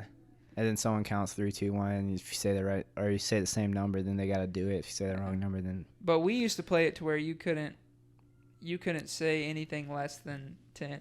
Yeah, we'd go like 1 and 10. I've actually got the video of you doing the Mad Dog too. Oh, no way. There it is. Because you brought it from work for our Christmas party. Dude, look at my hair. Look at how skinny you are in that. Dude, I'm fat now. Like, I think I was anorexic in that. Like, that's crazy. Dude, I miss my hair. I wish y'all could see this video right now. That's ranch and barbecue sauce, and he's double fisting it out of the... So we had to clean the containers that night. And so I said, what are the odds you double fist them dry? And so Alex got them both in his mouth, and he's going, and he's got a bib from the Firehouse rolling papers. Yeah, dude. And he just fucking spits up all over the place. That shit was so funny. That was probably like one of my most greatest. Like when you left and when like everybody else left, it came super trash. I didn't have fun anymore. I was like on the verge of like mental breakdown of how much I was there. And it was a good place, but it was like driving to a place like, fuck this. Yeah. So I joined the Navy, and now it's worse. Yeah. Well, the thing about when everyone left, it was kind of like all at once. Everyone kind of... Yeah, everybody dispersed. It was like a clean sweep. Brian was going back to college. And yeah, Brian left. I left. Devin left, correct? Yeah, Devin left. James left. Yeah. It was like 5 of us quit at once. Yeah. Or within like a 3-week period. So like, not to be racist, but like I had like 6 black females that I was working with. Like, they were all cool except for like one of them. But it was the mama boss type. Yeah, like she was like, Sonny, you can't do it this way. Or yeah, and like I was like 17, 18 as a 18, shift leader, yeah. and like all these people were like 30. So Alec is an 18-year-old. Let's just put this into... You were probably 19 at the time, actually. Yeah, something around there. You were like 19, and you were in charge of 30... Yeah. 30-year-olds. Like it is now. I'm 22 and in charge of 25, 28 years old, 30 people. And it's hard. Like, it's one of those things where, like, you want to tell them what to do, but they're older and they have... Now, some of them don't have more knowledge, but some of them, like, do. And so you're like, okay, I need you to do this. And they're just like, fuck you. Yeah. Like, I'm older than you. I'm like, but I have more seniority than you. And that was right after you broke up with who shall not be named, and so like it was a toxic environment for everyone. Yeah. But she who shall not be named, the funniest thing I remember is she forgot her fire. So at Firehouse you have to wear a Firehouse t-shirt, your apron, and the hat. Yeah. She forgot her hat one day, so she wore her Jimmy John's hat. I remember that at shit. Firehouse, and that shit was funny. Low key, I was pissed because I was like, "What the fuck?" Like, you were the shift leader on that shift. I'm the technically, like, I'm the boss of that shift, so I'm like, you're trying to get me in fucking trouble. But I was like, fuck it, I'm laid back, and I'm gonna go fuck it. But like, I was like, yeah, you have a job, act like it, kind of thing. But I was like, she does her shit right, and like, you have to wear a hat or a visor, and it's not like we had any lying around. But and like, not to like jump back to the story of me and my wife getting together, but when we were dating, like a couple months before I went to boot camp, we broke up, and it was like over some stupid shit, and I like had a lot of stuff going on. And your parents were in the middle of the divorce, were they not? Yeah. Well, or just at the tail end of it? They were still working. They were still working on the divorce. So, but like the house was getting sold and stuff, right? Like my dad had already moved out. He moved to a different place. And then my mom still had the old house. She was working on selling it. And so, like, I was going through that and, like, joining the military, I almost just said, fuck it, I don't want to be in the military. So I, like, called my brother and had a conversation with him. And he's like... I'm pretty sure I texted you, like, oh, y'all will be back together in, like, 3 days. Or I might have texted Kayla that. You texted me, too. Like, you get back together and don't worry. And then, so, like, I was talking to my dad about it. And I was still in school, and I was going to his work. He was a fire marshal at Ladies Island, so I would go in his office and just do schoolwork. And I talked to him. I was like, I think I fucked up. Like, I think I made a really bad decision. And then she texted me and was like, can we talk about what happened? I don't understand. So I was like, sure, why not? So we talked, and I was like, if you stick with me through boot camp, we can get back together. So we were like kind of like on the low, boyfriend and girlfriend still, but in the end we kind of just made it super official in the end. But like I remember when you were in boot camp, I used to take your now current wife on dates. Yeah, you were like the guardian angel for her, and I like that's why you're the I main actually stopped godfather. your girlfriend from getting arrested. Was that when she was about to fight someone? Yeah. Yeah, I remember that. So I don't want to give out too many details, but this pretty much this fight broke out between one of Kayla's friends and like a friend of mine. Like so like it ended up happening where we were like really good friends. Like pretty much he got jumped in the Walgreens parking lot over some fucking weed. So these people pulled up and like Kayla is like this. They pull up with their aunt and like 4 of the people in the car. I know I saw at least one of them was strapped up. But like the aunt is back at the other end of the car. Kayla, so the way the driveway worked is like there was like a 30-foot gap. So the aunt just steps out of the car, opens up her door, is cussing them all out. She goes, "I'm the fucking cops here in a minute." And I'm like, bro, like, you know, this person in the illegal car is like carrying, like, yo, what the fuck? We gotta get the fuck out of here. But like the people who we were fighting and hanging out with at the time were toxic as fuck. Like a couple of them. A couple of them are like good friends still to this day. But like Kayla's like, I will beat your fucking ass, and like just yelling it out in the middle of a fucking neighborhood. And like, I'm like, Kayla, you gotta calm down. I said, how would you like it if I had to write a letter to Alec in boot camp? Hey, just to let you know, Kayla got arrested. Bro, she gets very heated very easily. Like you can say one thing and like set her off. Yeah. She's gotten better with it, but there's like she has major road rage. But like this is like in the middle of boot camp. Like, so like she's stressed out because she hasn't seen Alec in forever. You know, she's like, you know, when he gets stationed, do I move with him? Do I stay? And like, so she's battling all this, that, and the third. What if he moves away and doesn't want to be with me? And I'm like, Jesus fuck. I got a lot of those letters saying that. I'm like, I can assure you that if you stick with me through this, we will be together. And sure enough, you know, even in A school, there was like parts where she was like, you know, you're so far away. You might find someone else. I'm like, well, I can't find someone else if I'm not looking for anyone else. Yeah. And it's like, I want to be with you in the whole 9 yards. So. But that shit, oh my God. But I used to take her on dates all the time. I'm like, she goes, I really miss Alec. And I'm like, okay, you trying to go on a date tonight?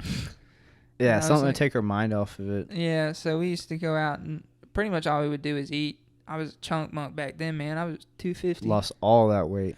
Or 260 at the time, yeah. Yeah, you dropped, what, like 50 pounds, 60 pounds? Yeah, 60 pounds. You dropped a lot of weight. Yeah, I went from a size 44 to a 34. You lost the weight and I gained the weight. Yeah.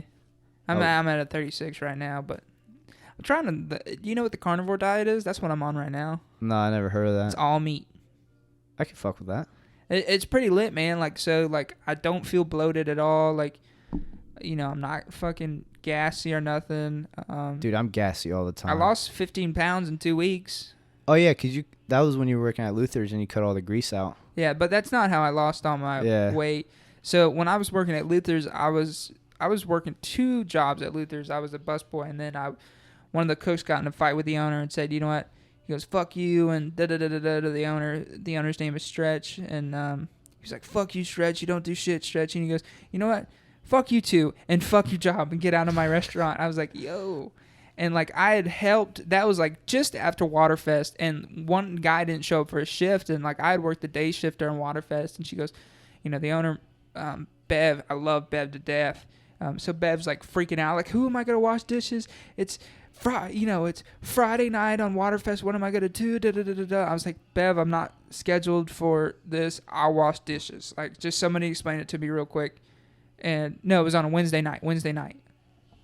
So it was a talent show.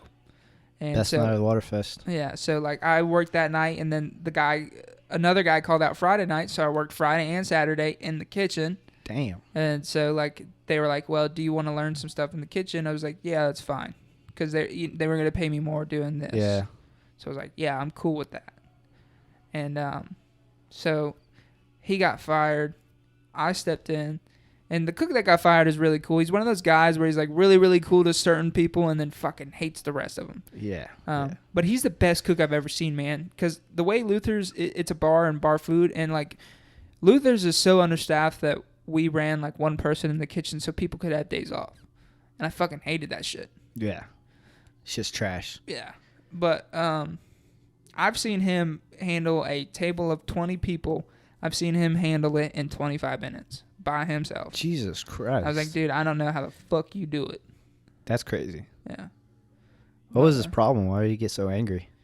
He had a lot going on. He was a, I don't know if he was a felon or not. I know he had been arrested, but he had a lot of shit going on. Like, he just had a baby and working out shit with the baby mama and that type shit. Like, and he just, it became to where it was just so toxic. Like that one person in the toxic, like Luther's kitchen is really fun. Like when everyone's prepped and ready to go. Yeah. But like the morning people wouldn't prep and this, that, and the third. And so it just became a whole thing. And I ran the kitchen for a little while and it ran pretty good. And then it kind of got back to the old ways of one person in the kitchen. And like, I got my ass handed to me one night, man. Like I was busy from start of my shift to the end of my shift. And I was still in high school. I was a senior in high school working 50 hours a week. Making that stack, boy. Yeah.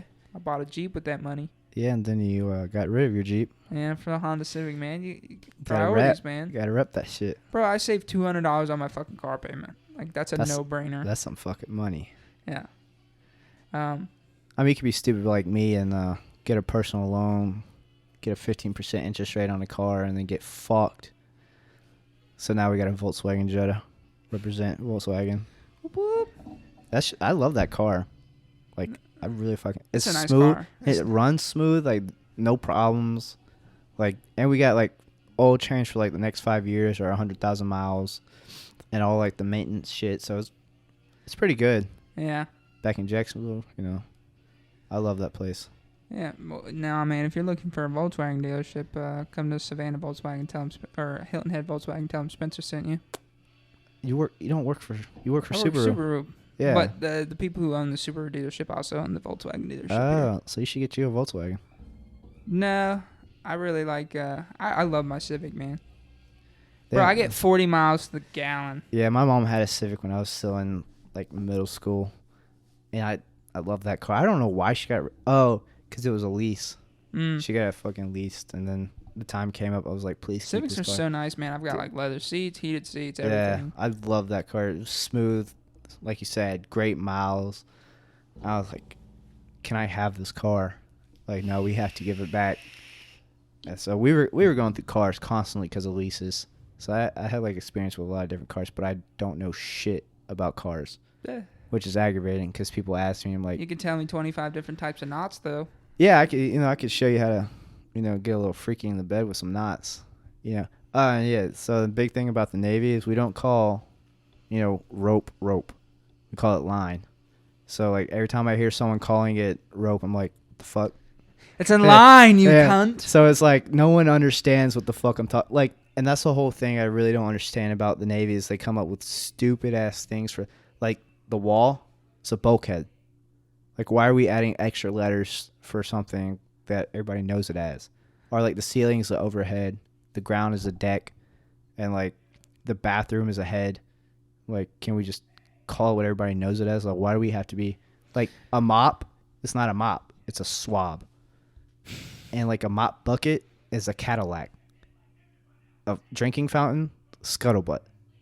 Like, why are people adding extra... I gotta go fill up my water bottle at the scuttlebutt. Yeah, it's like, why do we have to add these extra things in for no reason? That's the whole Navy mentality. I gotta fill up my ocean container at the scuttlebutt. Yeah, I got my Batman water bottle that I lost. Ooh, damn, you had that for like years. Yeah. Well, I got another one because I lost that one, and then I got another one. I, kind of stole it. From some. That's a big thing. Also, if you ever join the Navy, make sure you lock your shit up. People will steal your shit fast as fuck. Everything. Like shirts, coveralls, your hat. We call hats covers, too. Which is stupid. Like, I get it covers your head, but, like, why can't we just call it a hat? Why can't we be simple? And like, but the ultimate thing is everything's simple, which is stupid.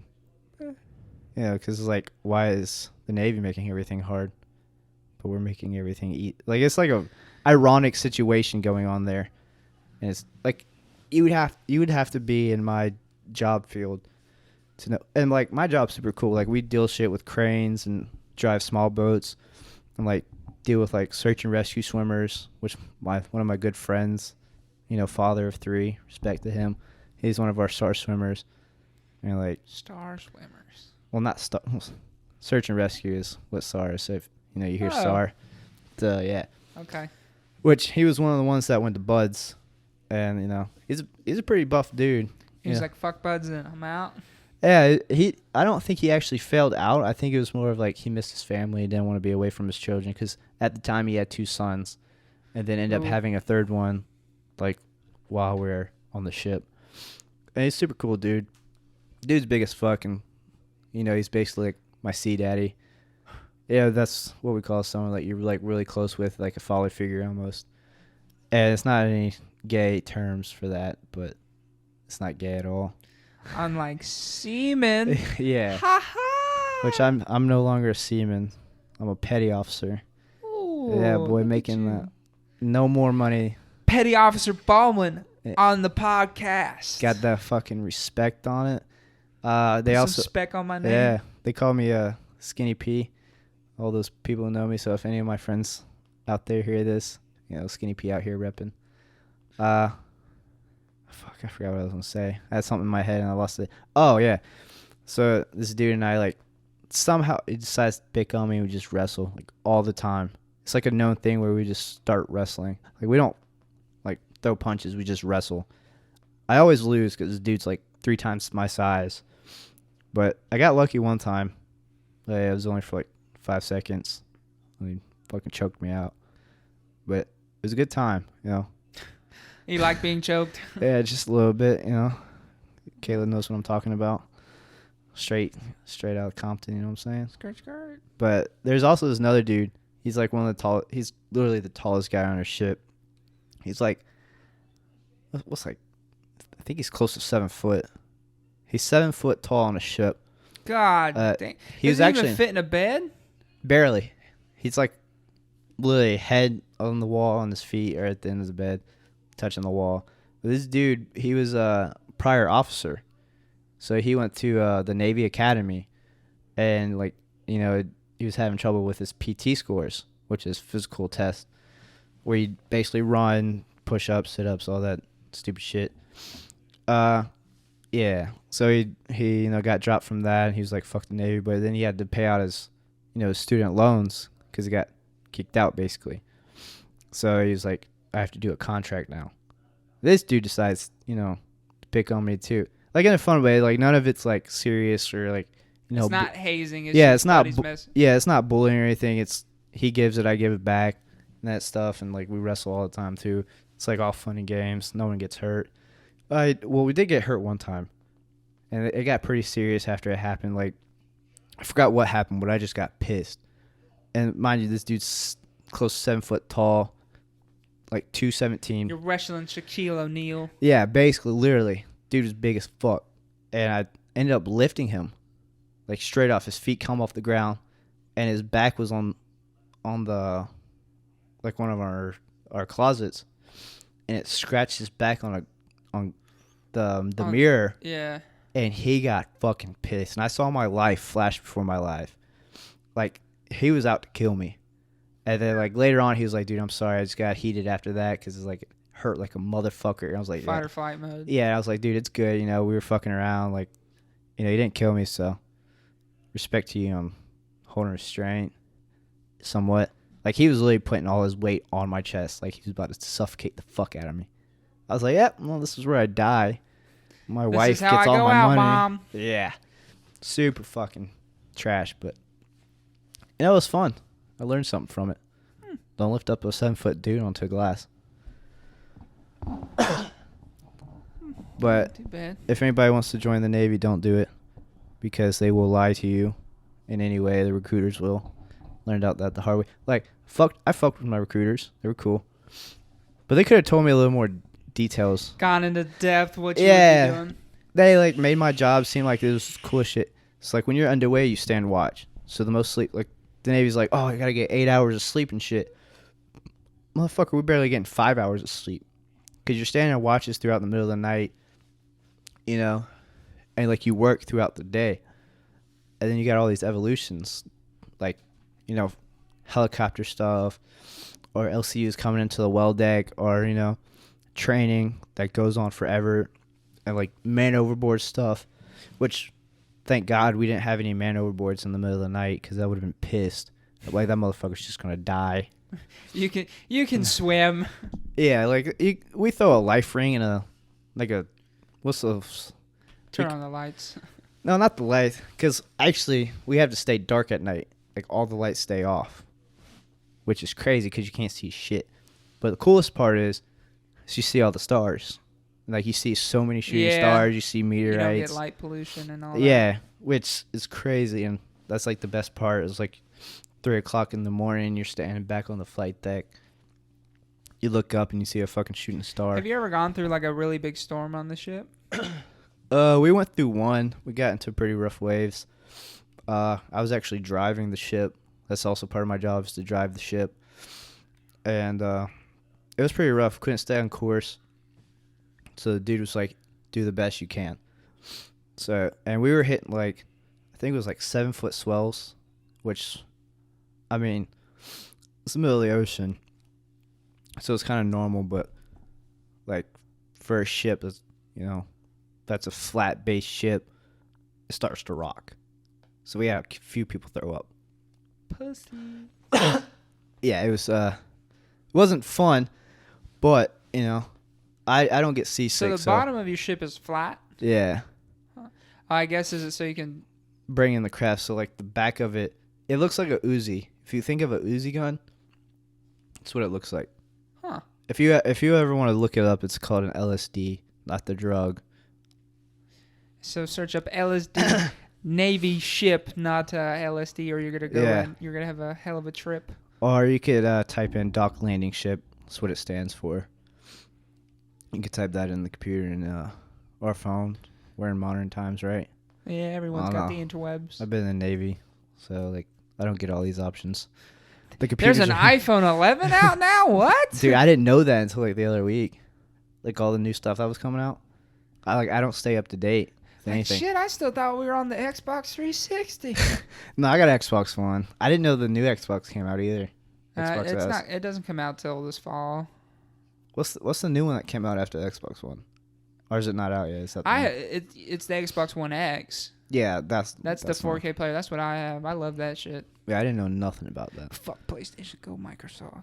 Yeah, that's a big controversy on the ship, is PlayStation and Xbox. Really? Yeah, but during deployment, we had, like, what's that game called? Super Smash Bros. Oh, on the Switch? Or yeah, on the Switch, and they had tournaments, like, to see who was the best. And I love my Switch, man. Like, I have a Nintendo Switch. Dude, I've never played it. It was the best purchase of 2019 I made. I've never played a Switch ever. You played it at my house when we played. Oh yeah, dude, I thought that was the Wii. Nah, dude, I missed the Wii. Switch. I used to do some really good ping pong skills on the Wii. Dude, I hit my brother in the face. You know the little nunchuck? Yeah. We were doing the boxing thing, and you know, like, I understand now why they had the grips on. I was slinging that shit around. It slipped out of my hand. Hit my brother, like, right in the eye, man. Oh, my mom was. Oh, she was pissed, bro. Bro, I bet your brother was pissed. He was like, "Mom, Spencer hit me," and, like, dude, he's such a child. She's like, and so, like, you know, everyone's thinking I did that shit on purpose, which, like, you know, if you know me, like, at a younger age, like, yeah, I could see that shit happening. Yeah, you probably did it on purpose. But my mom was like, "You're supposed to wear the bracelets and make sure they're tight on your wrists." Dude, my mom was the same way. Dude, and she came in, like, a couple weeks after that and was like, "You're not wearing the bracelets, boys." Jesus Christ, she sounds like my fucking chain of command. Micromanage the fuck out of it. That's why I got the Kinect for the Xbox 360. The Kinect, you don't have to worry about it. You just use your hands. And I played Michael Jackson for a long time.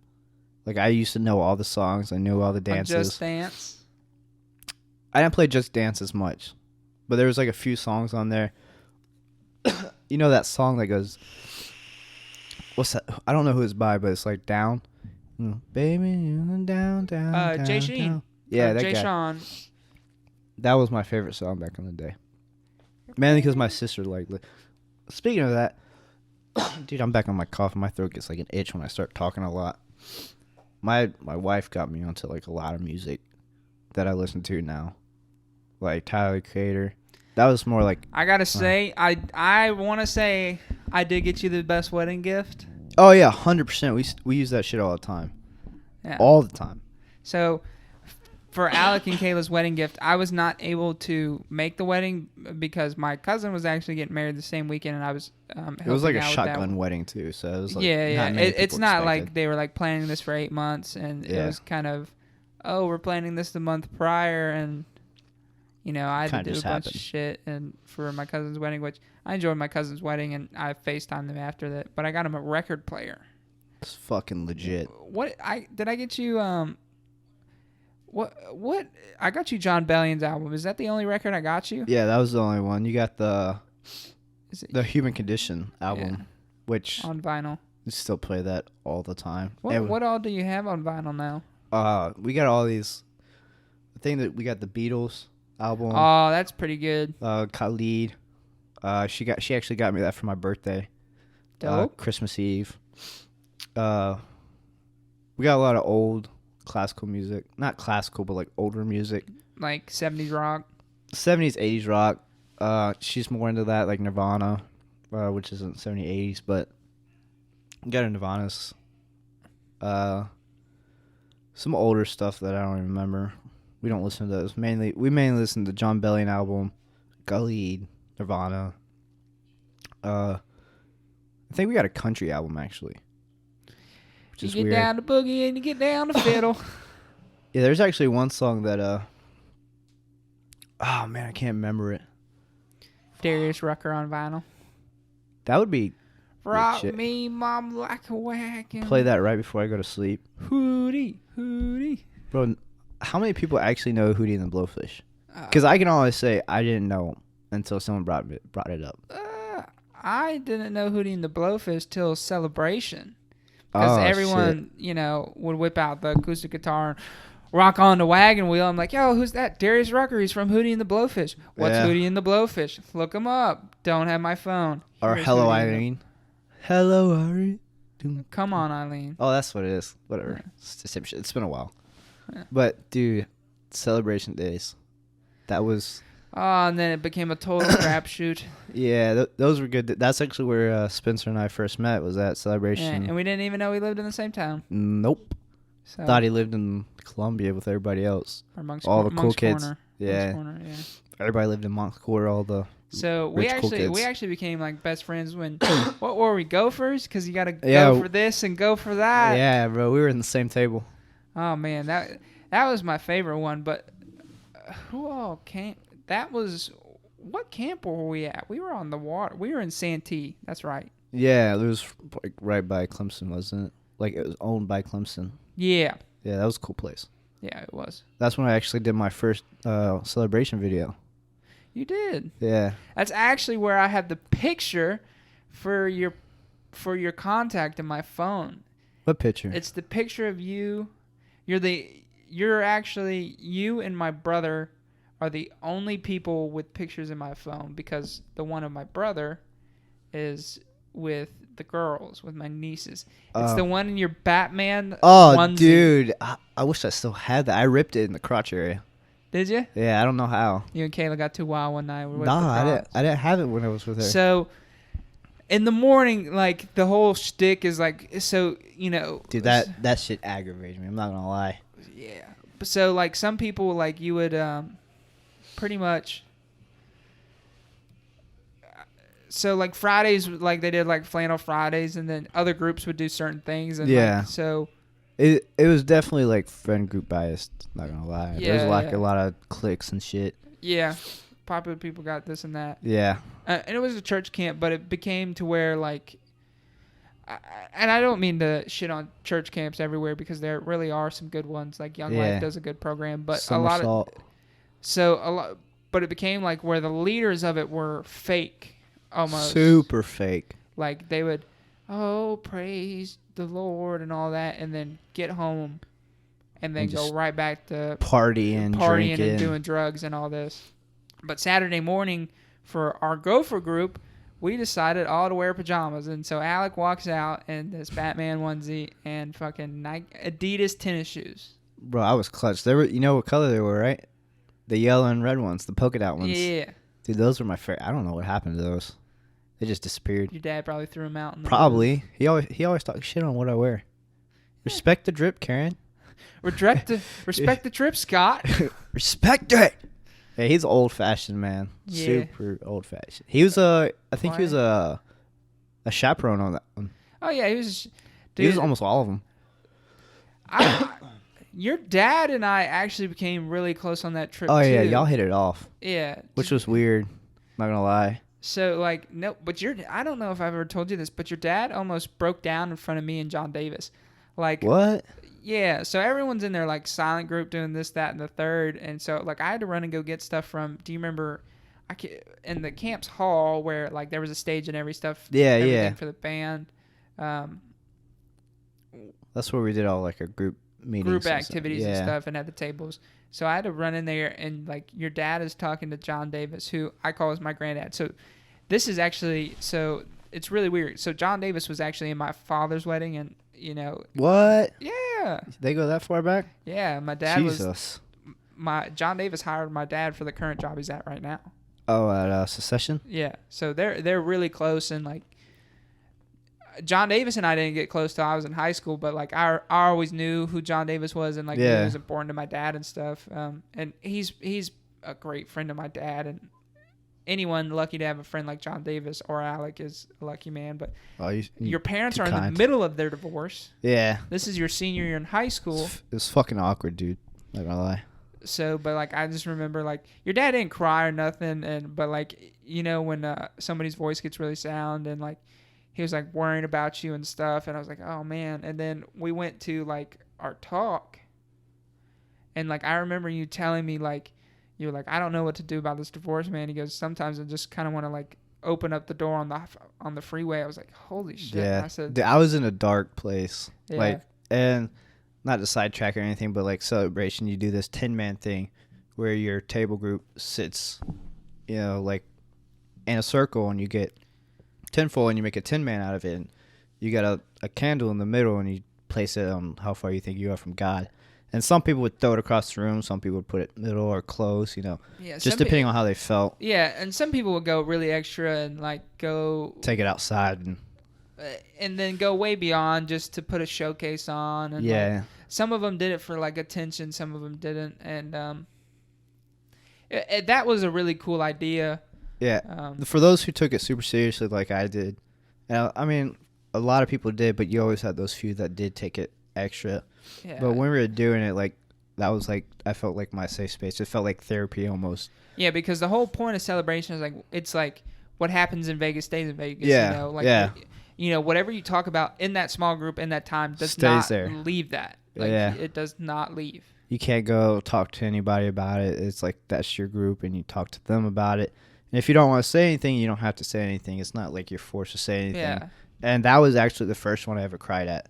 Like I broke down crying because you were in my arms. Yeah, I just didn't know what to do, and I was like I was on the verge of suicide, and like if I didn't go that time, I probably wouldn't have been here today. Who knows what would happen? Yeah. Yeah, because it was stressful. Like I was 18 when my parents got divorced. I think I ended up riding back with your dad instead. No.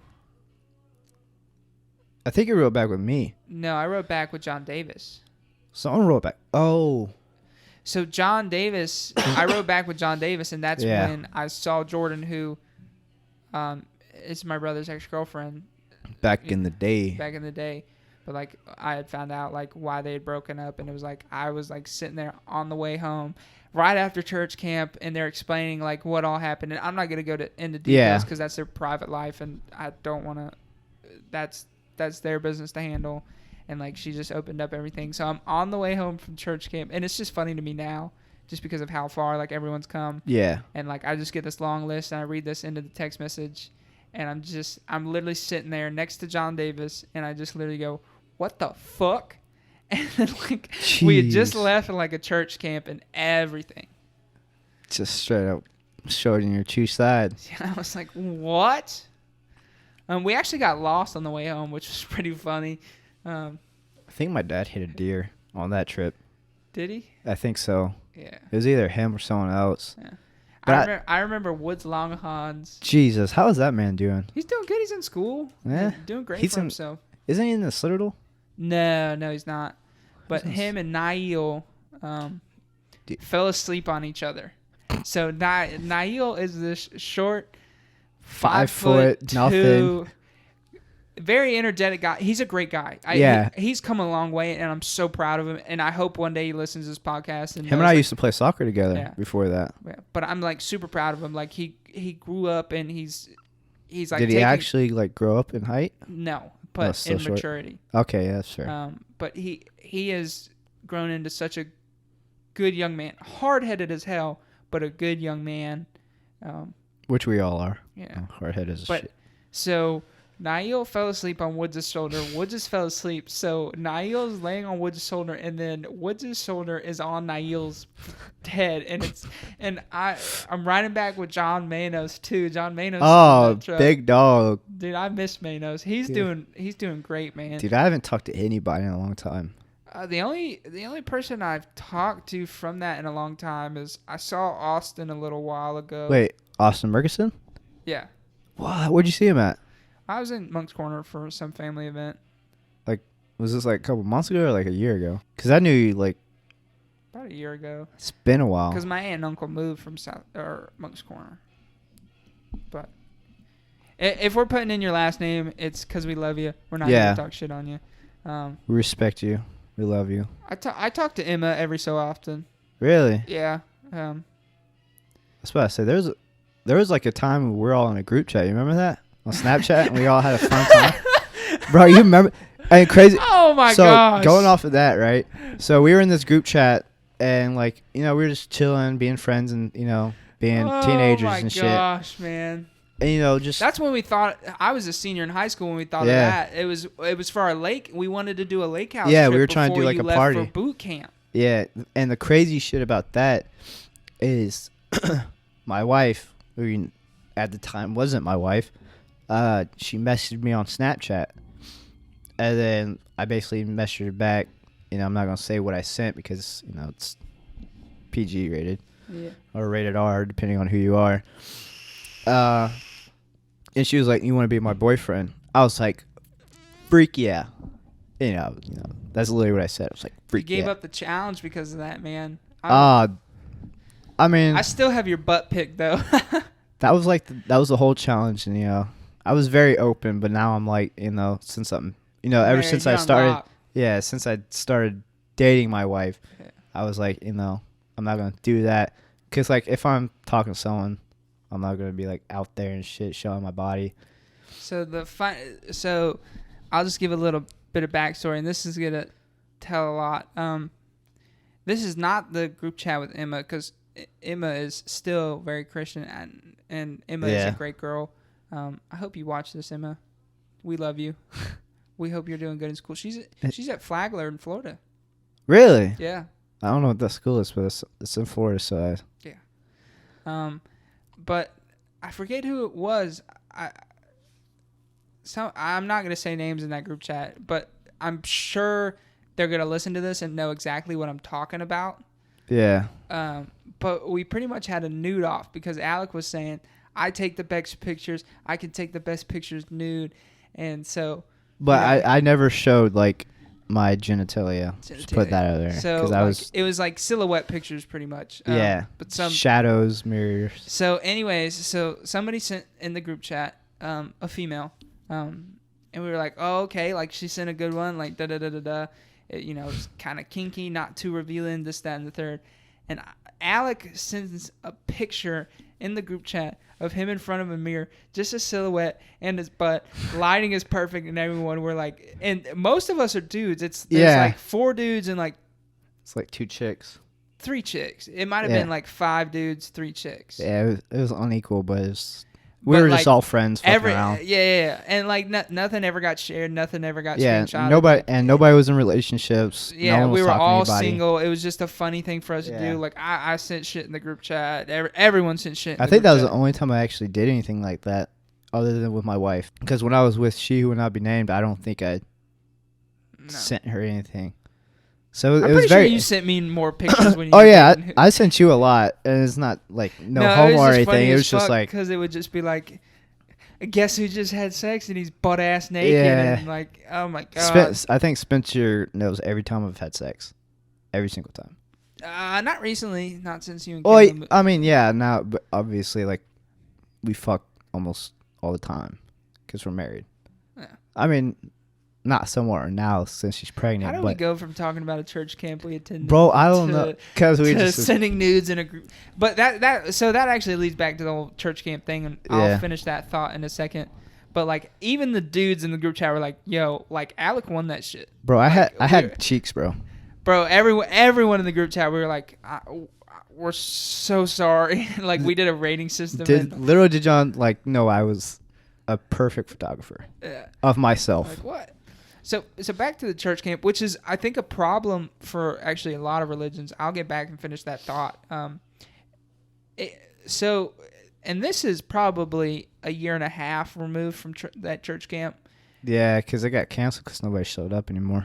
Well, because pretty much the people who were running it, so it's like it's pretty much students leading students. That's the whole point, is the younger people leading younger people. Now, there are chaperones and stuff there that are there to guide, but it's students leading students. Yeah, make sure nobody's doing freaky stuff. Because, people do that. People do that stuff at all kinds of camps, and they're ridiculous.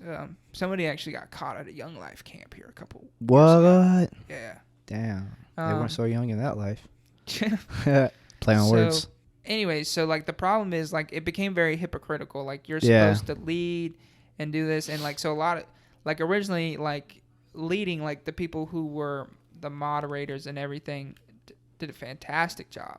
Yeah. Like, they were like, when they went home, they led that life. Like, it was not like they're partying every weekend. They were like, I'm at church. Like, respect to will tie. Will tie. That dude, Jimmy that was my dude. Like, he taught me, like, I don't think, and if he ever listens, I don't know if anybody stays in contact with anybody anymore, but, like, if he hears this, like, dude, he taught me a lot. Yeah. And, like, I can't remember the other guy's name. I feel really bad. But he's the one that brought my sister to Celebration when she was a freshman in high school. And then after that, you know how they bring the families in and they do all this stuff. And I was like, yeah, I want what these people have. And so I ended up going. And then after that, it was just. But in, like, the last year and a half of it was being led by people, and, like, it kept getting younger and younger because the leaders are supposed to be seniors. And then the newcomers are supposed to be freshmen, and then you grow as a staff to become said. And something else about Spencer that y'all don't know, he actually went when he was in middle school. I didn't go in middle school. Yeah, you did. You were in middle school when, like, you were like 8th grade. No, I never went. You were one of those people. I was a freshman. I was never chosen. My brother wanted me to. You sure? Adam went. You're probably no, but Adam went as a freshman. I thought you were one of the, and they were like, he's mature, and then Seth was the second person. No, it was not me. I forget. Manos was the 8th grader that went. Damn, that's right.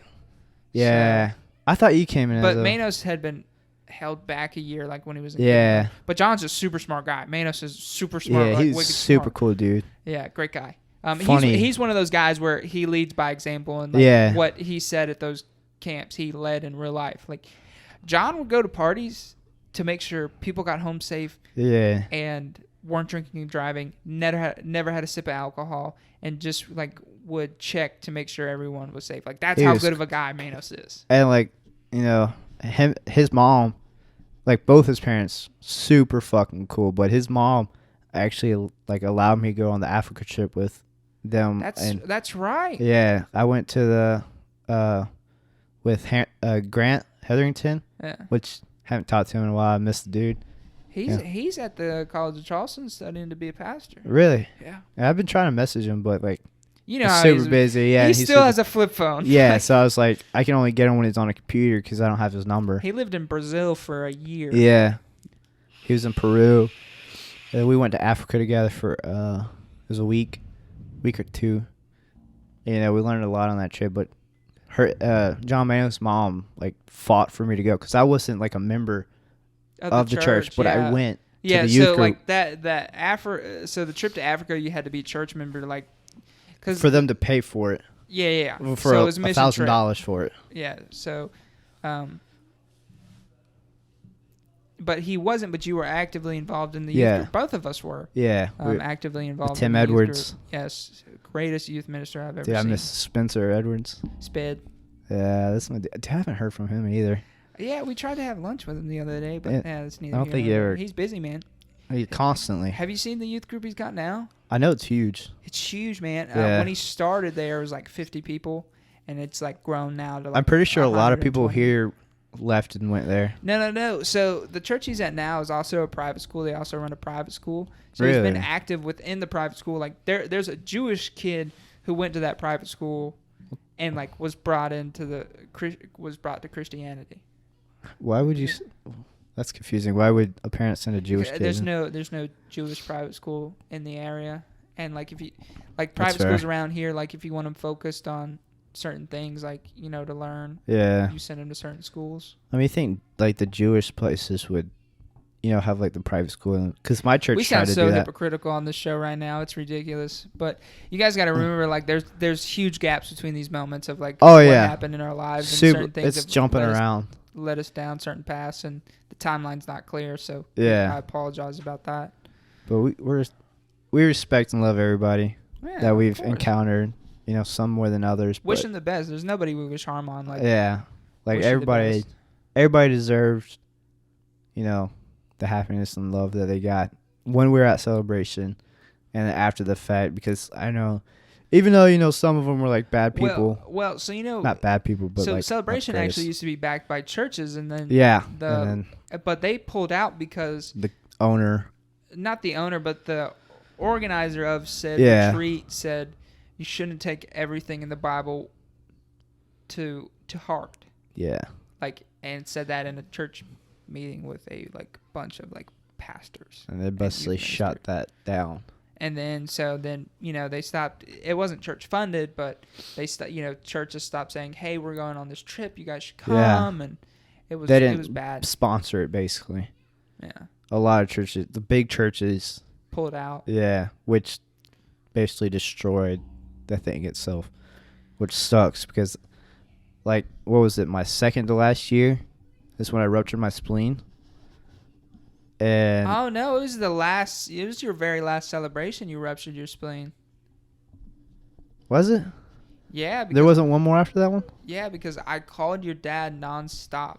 Oh, yeah. So you're not supposed to have your phones on this trip. Yeah. And I was actually the only one allowed to have my phone because I called your dad, and I was on my way to drive to Charleston to see you actually after did you get a helicopter ride? So I went to Beaufort Memorial Hospital, and they didn't want anything to do with me just because of the severity of the incident. So they're like, we got to fly you out to the MUSC, Charleston. So I was like, fuck yeah, helicopter ride. Woo-woo! Not thinking of how expensive it was in the long run. $40,000. Shout out to insurance. Yeah, the school actually paid for a lot of it because it happened on school grounds. Oh yeah, so during soccer tournament. Yeah, because 75% of it's covered by school's insurance. Yep. And so we used that quickly as possible. I mean, in the end, it was still fucking expensive because everything. I ended up having to take an ambulance ride, fucking helicopter. I think I was the first person to actually bring you actual food. Yeah, you brought me Chinese food. Oh my gosh, I remember first time ever. Then after you came, it was like the day later the soccer team came, which I was like, cool, respect to y'all. But yeah, I ruptured my spleen. Your dad was probably pissing me because I called your dad at least 3 times a day. At least someone fucking cared. Yeah. But because it was a terrible experience in the hospital too. I literally think I was on so the way it worked actually is when you ruptured your spleen, it was the Friday night before. Yeah, it was. Before, no, it was the Thursday. Spring break. It was the Thursday night before celebration. Because it happened on a Thursday game, and I was in the hospital that night. Yeah, because we didn't find out till Miss Kim told us about it. Yeah, because my dad was seeing. This was after the divorce and everything, and they were talking and stuff, and so. Great mother, by the way. She just got remarried. I'm so happy for her. Oh, really? Yeah. Well, congratulations, Miss Kim. Yeah. Respect to you. You know, you were awesome. Don't hate us after watching this if you ever do. Yeah, I actually went to the school where she was teaching at one time. It was pretty cool. St. John's? Yeah. That's where Adam went to school. Really? Damn. Small world. My aunt taught with Miss Kim. Your aunt? Oh, yeah, because they live out there, don't they? Yeah, they live in the same town. Jesus. Yeah. Small fucking world. Small fucking world. Jeez, man. And it's crazy because I'm actually really good friends with Miss Kim's niece. I met her at my cousin's wedding, and we just became really good friends. What niece? Anna. Oh.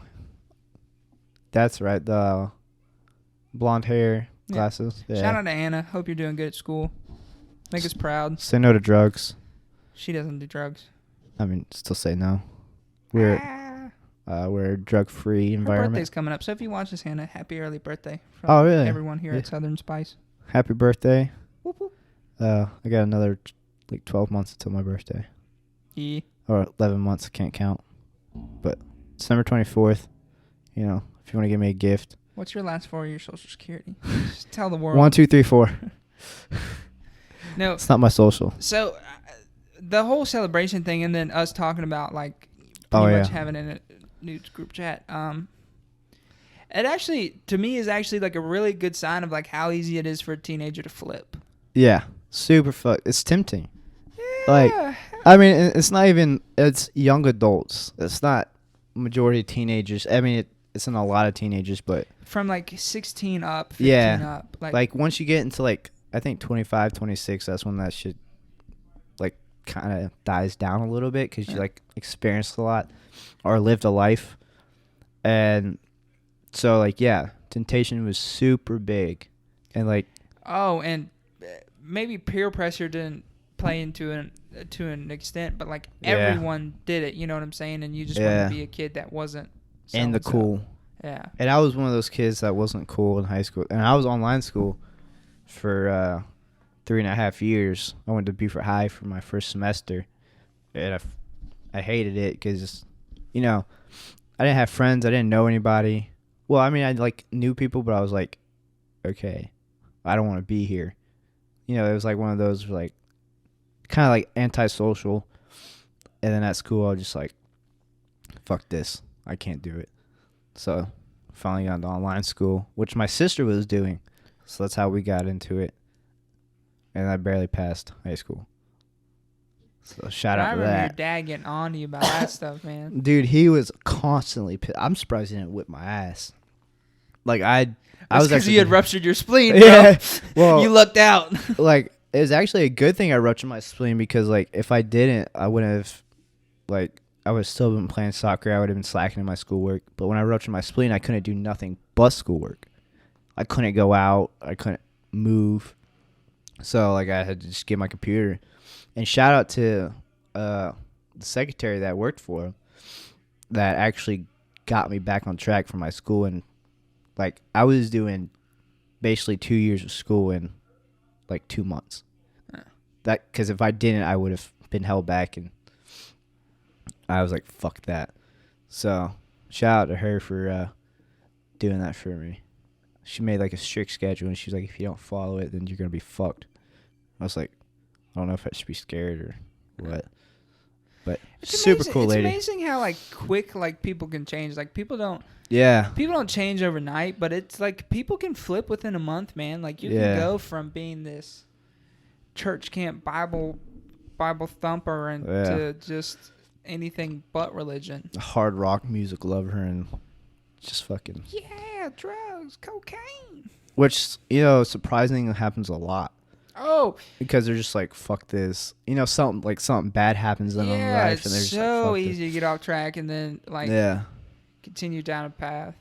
But I mean, I'm like thank God that we turned out the way we are, cause Bless the Lord, man. like Have you ever realized, like, you know, like you lucky hated as your fuck. parents growing up, but now you're like, yo, my parents were actually like pretty good parents. Like I wouldn't say hate, but there was moments where I was just like, Jesus, I can't because they were strict but not super strict. You know what I'm saying? Like they allowed me to do what I needed or like wanted to do, but there was like certain rules. Yeah. As I got older, they like Lessened down. But like now I understand. Like I want to do out and go do certain things. Like my parents weren't willy nilly with stuff, and like kids letting go partying and stuff. And like I never did that when I was in school. my parents caught me trying to throw a party. I heard you threw like some bomb ass parties. I did throw a banger one time when they were out of town. Yeah. I wasn't there for I'll it. tell you a funny story about that. My parents came home that weekend, and I had a bunch of people helping me out. Like, and I got this idea from my cousin: set an alarm for an hour, and when the alarm goes off, every hour you go and do a sweep of the house. So instead of having a majorly thrashed house, you know, you pick up empty bottles, do this and that. Yeah. And I had people like, I was like, yo, if I'm like throwing this party, I had people assigned to certain things. Like I was like, this is what you can do, this is what you da-da-da, and this is so-and-so. Had a job description for everybody, huh? Hell yeah. Make them work for that I'm a party. pretty organized guy. Yeah, that's but my dad came home. The table was really sticky from all the beer we spilt from the beer pong. Because we were playing it with actual beers in the cup, and like you had to drink. That can so cause my mom disease. was pissed about that, and she was like, "I don't even know where you're doing this." She goes, "You better not. I better not have found out you threw a party." And I'm sure they were suspicious of it. Oh, 100%. Yeah, but my dad found a Smirnoff cap, picked it up, and looks at me and goes, "Strike one." He's sitting in the couch, lifts up his couch seat, finds another Bud Light cap. Strike two. And like he goes, "Don't let me get to three." Jesus. I was like, "Oh." I would have been running around the house. I was like, "Oh shit, oh shit, oh shit." And I did, man. I was like checking trash cans and stuff in the bathrooms, like making sure nobody threw up anywhere. It was a great time, but like I had fun that weekend, but like now that I look back at it, it was not who I was. Like I was trying to be somebody I wasn't. Yeah. Like I was trying to be a really cool kid. Trying to get everybody to like you and like and that come over and shit. because that's the whole goal of like being High a teen, school. man, and like that's the struggle like that young teens, especially like that are involved in church and stuff, go through. Like they just want to be the cool popular kid where everybody likes them and like I wanted to be that kid, but I just didn't have the balls. Yeah, I was just like, fuck it. If nobody likes me, then fuck it. I actually paid people to come into my house for that party. No fucking way. Yeah, I had a positive female to male ratio. There were more females at that party than there were guys. And you paid the females, didn't you? No, well, I actually did because I bet a girl. I bet two girls $30. I said, I bet y'all $30 you won't make out in front of all these people. I've still got the video of it. Did you lose that? You lost that money. Oh hell yeah, I did, but it was so worth it. So like, the first thing I did was I invited a friend of mine, Tommy, and then him and his girlfriend actually live in the same apartment complex we're in right now. Funny enough. Really? Yeah, funny enough. Gotta go shout him out. Yeah. So, and then she was like, "Can my friend come over? Like, can my friend Bree, who I did the podcast Fakes, Flakes, and Fuckboys with?" I said, okay, yeah, I listened to that one. I said only if she brings another female friend. And Bree was dating at the time, so like, I was like, I'm throwing a house party, like I'm trying to get fucking laid, like I'm trying to. Yeah. And I was very hypocritical back then, and I would flip up so easily just for. You grew up from that though. Oh, 100%. Yeah. 100%. Which a lot of people do once they realize what they're doing. Which I was one of those fake people that I'll admit I was one of those fake people from Celebration that, those last couple times where when I would leave, I would just go right back to doing the same old shit, trying to be popular and stuff. And but back to the point. So like I told him like, she was like, "Oh, can she bring a friend?" I was like, "Yeah, tell her to bring her friend." And Jesus. So I pretty much invited like 5 or 10 people initially. And then I was like, "Can bring a friend? Only if it's a chick." So there were about 50 people in my house. I would say that's a lot of people in that house. I would say 35 to 35 of them were female, 15 of them were guys. That's impressive. Yeah. That's pretty impressive. I It's tried my not like hardest. that. And so one of the girls was dating some guy at the time, and she was like, hey, can he come with a bunch of his buddies? I said, sure. So they come, knock on my door. And everyone was pretty lit because I told them to travel in cars together because I didn't want a lot of cars in my driveway. So there were 50 people at my house, but some of them lived near me, so some of them walked. Smart. And then some of them Don't got drink and dropped drive. off from friends and this, that, and the third. And my brother had just gotten hanging out with his girlfriend when the party dispersed. But these guys knock on my door and they're like, hey, like we heard there was a party here. I was like, yeah, but do you have any drinks with you? And they were like, no. I said, well, there's a bowl of community drinks. I said, it's $5 per person if you want to drink out of the community Making bowl. that stack, bro. And so they all paid me $5 to come in. And Was it actually $5 though, or were you just bullshitting? I was bullshitting, man. I didn't want... Shit. They were underclassmen, so I didn't want underclassmen at my party. Yeah. So... Just had him pay to get in. Hell yeah. She got a bouncer for that one. My brother comes home. He goes, dude, there's a lot of people in this house. And he goes, I'm afraid the cops are going to get called. I said, okay. I said at 2 o'clock, they'll all be gone. He goes, how are you going to do that? I said, just watch this. And that was like 20 minutes later. And so everyone's having a good time at my house. I stand up on my table and said, I literally stand up in the table in my dining room. Everyone's playing beer pong. They're in the middle of a beer pong game. And I literally stand up on my table. I said, everyone get the fuck out of my house. I said, you get the fuck out of my house. You get the fuck out of my house. And I said, now there were a couple people I were letting stay because, their cars were there and I didn't want them to drive. I said, y'all can stay and stuff. And you're cool. Yeah. And I said, y'all are more than welcome to. And so I actually threw my brother under the bus at this party, bro, though. I really did. You fucked him over on that one. No, it's a funny story. So, like, everyone left my house. It was good, cleaned up. No cops were called. It was great. Everyone was safe. Like, I made sure. Like, I literally walked out with everyone. Who's driving? Oh, I'm driving. Did you drink tonight? Yeah, you're not driving. Who's sober? So, like, we literally had people switch cars and stuff. What? How'd they know where to get home? I was like, listen, I said, y'all need to plan this because I'm not letting anyone who had a sip of alcohol drive home. And they were like, cool. And what was really cool about all the people who came to my party is it was a good tight-knit group. Everyone knew each other. Nobody had beefs and stuff. And, like, there were assigned people who were driving. DDs and shit. Yeah, which was really, really cool, especially for a high school party. Super helpful. Yeah, and so then everyone went home with a sober, not drinking, and that was great. Some people we had to take back early in the morning at like 4 o'clock or like 6 o'clock in the morning before parents woke up and stuff to sneak back in their house. That shit was pretty fun. But that shit was tough. Some fucking Mission Impossible shit right there. And I was really fucked up when these 3 girls from my high school who I was really close with in middle school, but in high school, just end up having different classes. Yeah, you start breaking off. And she walked in my back door. I said, there's no fucking way Hannah is in my house right now. And I hugged her. I said, welcome to my fucking house, bitch. And like, so Bree had a fucking wild night. So Bree ended up running into my glass door that used to be there. Yeah. Before we remodeled the house, before my parents remodeled the house. That shit was funny as hell. And then her and her friend Alyssa slept in my parents' bed. But when my mom came home, I made the bed and everything was fine. The next morning after my parents came back from vacation, everything was cleaned up.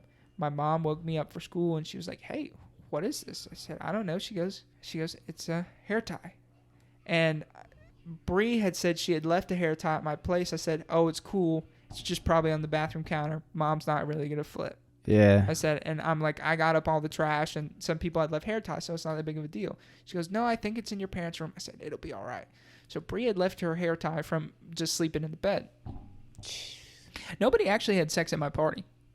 That's good. Phenomenal. Except Tommy and his girlfriend actually had sex in my bed. They're in a relationship. Well, in your bed, it's kind of fucked up. But they're in a relationship. So after that, I actually flipped the mattresses and changed out the pillows to my brother's bed. Okay, that's fucked up. Yeah, that's a little fucked up. You could have just changed the sheets. But like, I was just like, I don't know. But this is when I threw my brother on the bus. I said, Grace was over here this weekend. They could have just taken a nap in the bed. I don't know. I had to work Saturday during the day.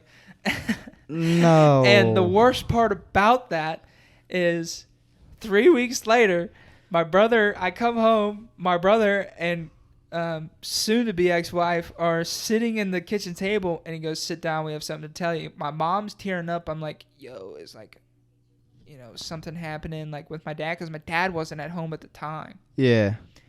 And Wesley was like, Grace is pregnant. And I'm like, oh.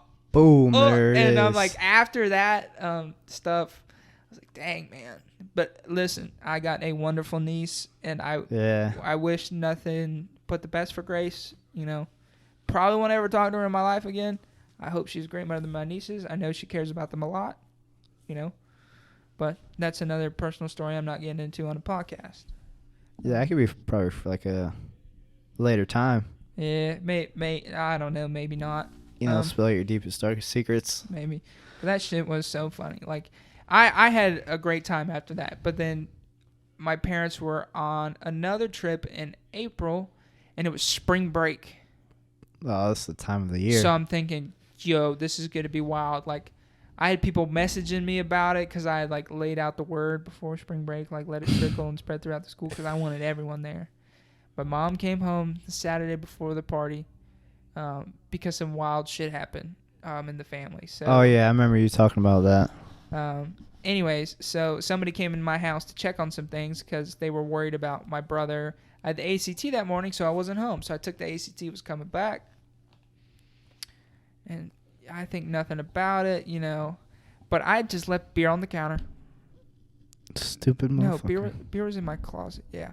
But then my mom, so somebody texted my mom that they were going over there to look for Grace. So they were looking for Grace because Grace did not want to be home, but she didn't have a phone at the time, so she couldn't tell her parents. So my mom told da-da-da to walk in. And so she told my mom's friend David to come look at the house. Beer was on the counter for the party. Didn't think much about it.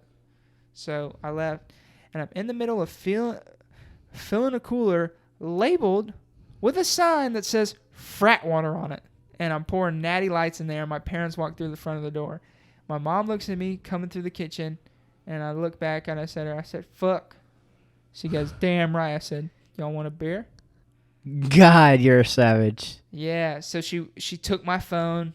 I remember you got in a lot of trouble for that. Oh, man, I was on lockdown for 2 months. Dude, I came over there, and your mom was like shit talking to you. Oh, my about gosh. That. Come over, like, oh, you can have a beer, but Spencer can't. I was like, and then I remember you telling me like what happened. I was like, damn, your mom's petty. Yeah.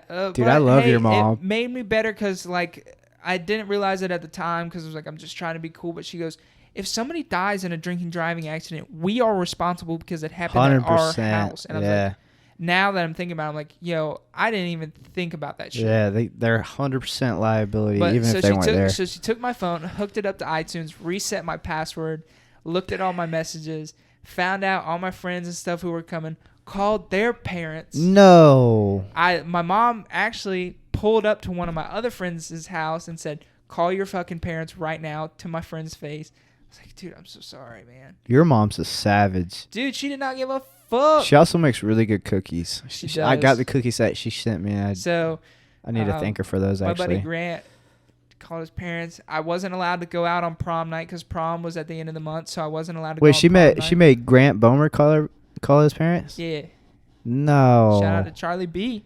Oh, dude, I miss him, low-key. Yeah, he's doing great at USC. Oh, that's where he's at? Yeah. I'm going to have to go see him. Yeah. I mean, I don't go to colleges. But. He has to call his dad, and my mom's on the phone. Or no. She makes Grant put in his dad's phone number in her phone, puts him on speaker, and does this. So Grant's dad has to leave his job as a real estate agent, which you kind of have to be there to make money. Yeah. And so, like, Grant's dad actually talked to me about it here a couple whiles after that and stuff, and was like, hey, listen, I get it. We were in high school, but this is the mistakes we made in high school. We don't want you guys to make the same mistakes. I was like, okay. Yeah. And my mom was never a partier in high school. She was go home, do your stuff, go to school, do your stuff, come home. That's the type of girl she was. 100%. And so, oh man, oh my gosh, she was calling people. She literally took my Snapchat and said, you posted on your story, and say, sorry guys, my mom caught. She literally made me put this on my Snapchat. Dude, I remember that Snapchat. Yeah. I literally put on Snapchat, hey, sorry guys, My mom busted me because I'm a dumbass, and she wants all you to know, don't show up to my house tonight unless you want your parents or the cops called. No. Guess Yeah, what? I remember that too. And that was on spring break. And you know what my father made me do? He woke me up the next morning, took my ass to work with him, and I had to work the whole week. It's like, fuck. Put your ass to work, boy. Hell yeah, he did. Dude, and it's actually on the reunion of the time I got caught in Monk's Corner drinking, and my uncle had to come get me. Dude, that was a fucking... You know my dad got involved in that? Did he? Yeah. Oh, dude, you gotta have my dad on this podcast. Dude, I would love Scott to be on a podcast. Dude, you know he's got nothing but time on his hands. So, like, I was like, it's literally like the 1 year anniversary of me also getting caught, like the April before and going on lockdown. Dude, I remember that. So I was on lockdown for 2 months. You know my dad was questioning me about, like, my life choices. Yeah. He was like, are you drinking? Are you partying? I was like, do I look like I do that? Do I look like I have friends? So I was on lockdown, man. And I remember taking prom pictures, and 2 parents come up to me and... Oh, God. Like, pretty much scolding my mother for me trying to throw a party. Wait. Oh. Scolding your mom? Like, scolding me and my mom. And my mom's rubbing up. My mom is a tough woman, and, like, she was like, yeah, my son would never have done that. And, like, I'm looking at her like, listen, Mom, your kid was invited to the party. It was, like, he wanted to come, and he was bringing bitches. He was bringing all of them. But I didn't snitch on him. But, like, I was, it Respect sucked. for you. It sucked to have to come home on prom night and then not go out with everyone. Wait, so did you actually, like, do all the prom stuff? You just... Yeah, I was allowed to go to prom, but I had to be home at 11. That's not bad. And I took a girl that, to be honest, probably just used me to get into the prom. That's fucked up. I was online school when I went to prom, so I didn't, like... know anyone at prom? Yeah, so Rebecca invited me. Well, she didn't invite me. You know, I asked her to prom. Yeah. We weren't dating or anything. We were just, like, friends, like, really good friends. And she took photos. I took photos. So it was like, you know, fuck it. And, you know, we ended up dating. It was like a few months, actually, that we dated and kind of... I'll tell you what actually got me to stop partying. Jesus? No. So after I got off of that 2-month suspension, like total grounding, like, I mean, for the first 2 weeks of grounding, don't forget, like, my parents were taking me to work. Oh, yeah, I remember that. Because they took your car keys, too, didn't they? Yep. And she goes, I'm half tempted to sell this car. Bro, think about all the kids now who don't understand, like, being grounded. Yeah. Like, think how many kids that don't get that. Listen, if you're thinking about throwing a party, man, don't do it. Like, the best thing you can do is just have, like, 5 of your closest friends come over and drink and be safe, man. Play some poker or video games. Yeah, that's the best. It's fuck trying to get fame, because once these people all go off to college, they're not going to give a shit about you. Worry about yourself and your best friends that are going to stick with you. Because I guarantee, like, you don't talk to 90% of the people that you hung out with in high school. No. Like, all of them are shut off. I got, like, 5 people I still talk to from high school. I think, like, you're the only one that I talked to that was, like, in high school. Yeah. So 2 months after getting off of suspension from trying to throw that party, I fake throw a congratulations, like a senior party of, like, just people from a math class that, like, was getting together. Like, I had a friend of mine call her number and act like she was somebody's mom. So, like, I really wanted to go. I left my phone at that party. So I went to this party. Big ass party, bro. Big ass, like, and it had been like a 3-day bender for these people throwing the party. Was this on Fripp? No, it was in the Mossy Oaks area. Oh, that's where I used to live. Yeah. So it was actually right next, probably about a half a mile from your house, but not too far. And I wasn't invited? No. That's fair.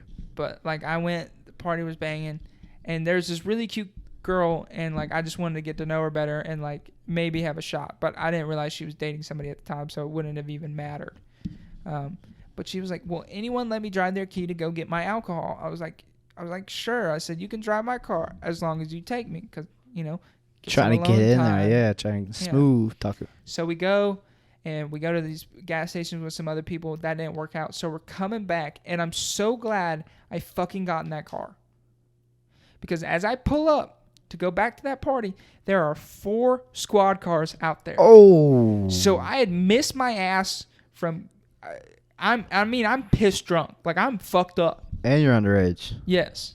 Yeah. And I just got off of a 2-month fucking suspension. Bro, you would have been grounded for life. For my senior year. Yeah, you wouldn't have. And like it was the beginning of summer, so if, like I would have been grounded all fucking summer. I'm pretty sure your parents found out about that. I told them here recently. Just it. recently? Yeah, I was What'd like, they hey, say? just to let you know, like I almost got arrested at a party, and they were like, what? My mom was like, you are a stupid kid, but I was like, Mom, but it led me not to want to party anymore. You learn from your mistakes. Yeah. That's what all adults being about is just learning from your mistakes. Yeah. Which I've learned that here recently. So I later found out why the cops were called to that party, which I'll get into in a little bit. So I'm like, yo, you got to keep fucking driving. I'm too fucked up. And luckily, they didn't have anyone in the street stopping anyone or nothing. Yeah. I'm looking down, and I see all these people in handcuffs. Like, I'm like, yo, like, parents are picking up their kids, this, that, and the third. This is actually the first time I ever smoked weed, too. All right. And so everyone leaves. She's calling people, did you make it out? Like, did you run? Did you make it out? Da-da-da-da-da. And so we later found out because after that party ended, there was that one cool mom that let everyone chill at the house and, like, would vouch for picking them up and, like, taking them to their parents and stuff. And so she was like, everyone come to the house that made it out. We'll just get here and chill out. And, like, so they were, like, passed the blunt around. I was like, dude, I'm already fucked up. Might as well just get high, too, I guess. I've never tried weed. 2 birds, 1 stone. Yeah, so I smoked with them. And nobody got arrested that night. So, like, the party went back to that house. Jesus. But not a lot of people came. There were like 5 of us. And so I'm sitting there. I was like, yo, why did the cops get called? Because, like, they had told everyone there was going to be a party. So apparently that Friday night, a girl had been blackout drunk from that 3-day bender. And somebody touched her. What? This old, like, 30-year-old touched some, like, 17-year-old girl. No way. And she's dating a lesbian at the time. So, like, just a full-on, like, dyke, I want to say. Okay. And I don't mean that in a weird way. But so she had found out about it, confronted the guy in front of everyone at the party. And, like, as we were leaving, like, I remember hearing them yell. But what they said was, did you touch my girlfriend? And I remember them leaving. And I was like, yo, I thought they were about to get in a fight. I was like, go, go, go, go, go. I don't want to be a part of this shit. Yeah. As you're leaving, go, go, go, go, go. So I'm hearing, yeah, I touched her. I'm sorry. And, like, he was like, I was drunk, too. And she was like, that doesn't give me an excuse to touch my girlfriend.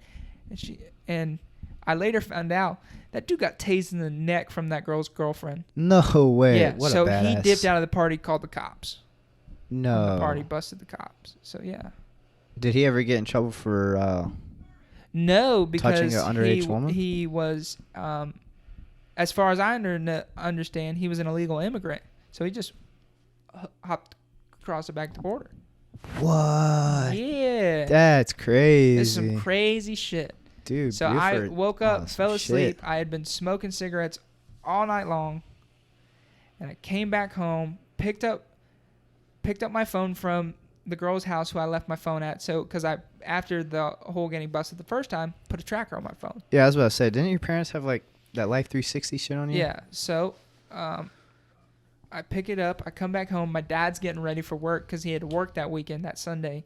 And he goes, you all right? And I just go, I don't want to talk about it. And I went right back to sleep. So your dad had an idea. Yeah. I'm sure he knew, Old but Bert. like my dad partied in high school, but he was just That's like, probably why he's almost fully deaf. no, he was born 3 months premature, bro. Just saying, you know, he partied too hard, you know, that shit fucks your ears up.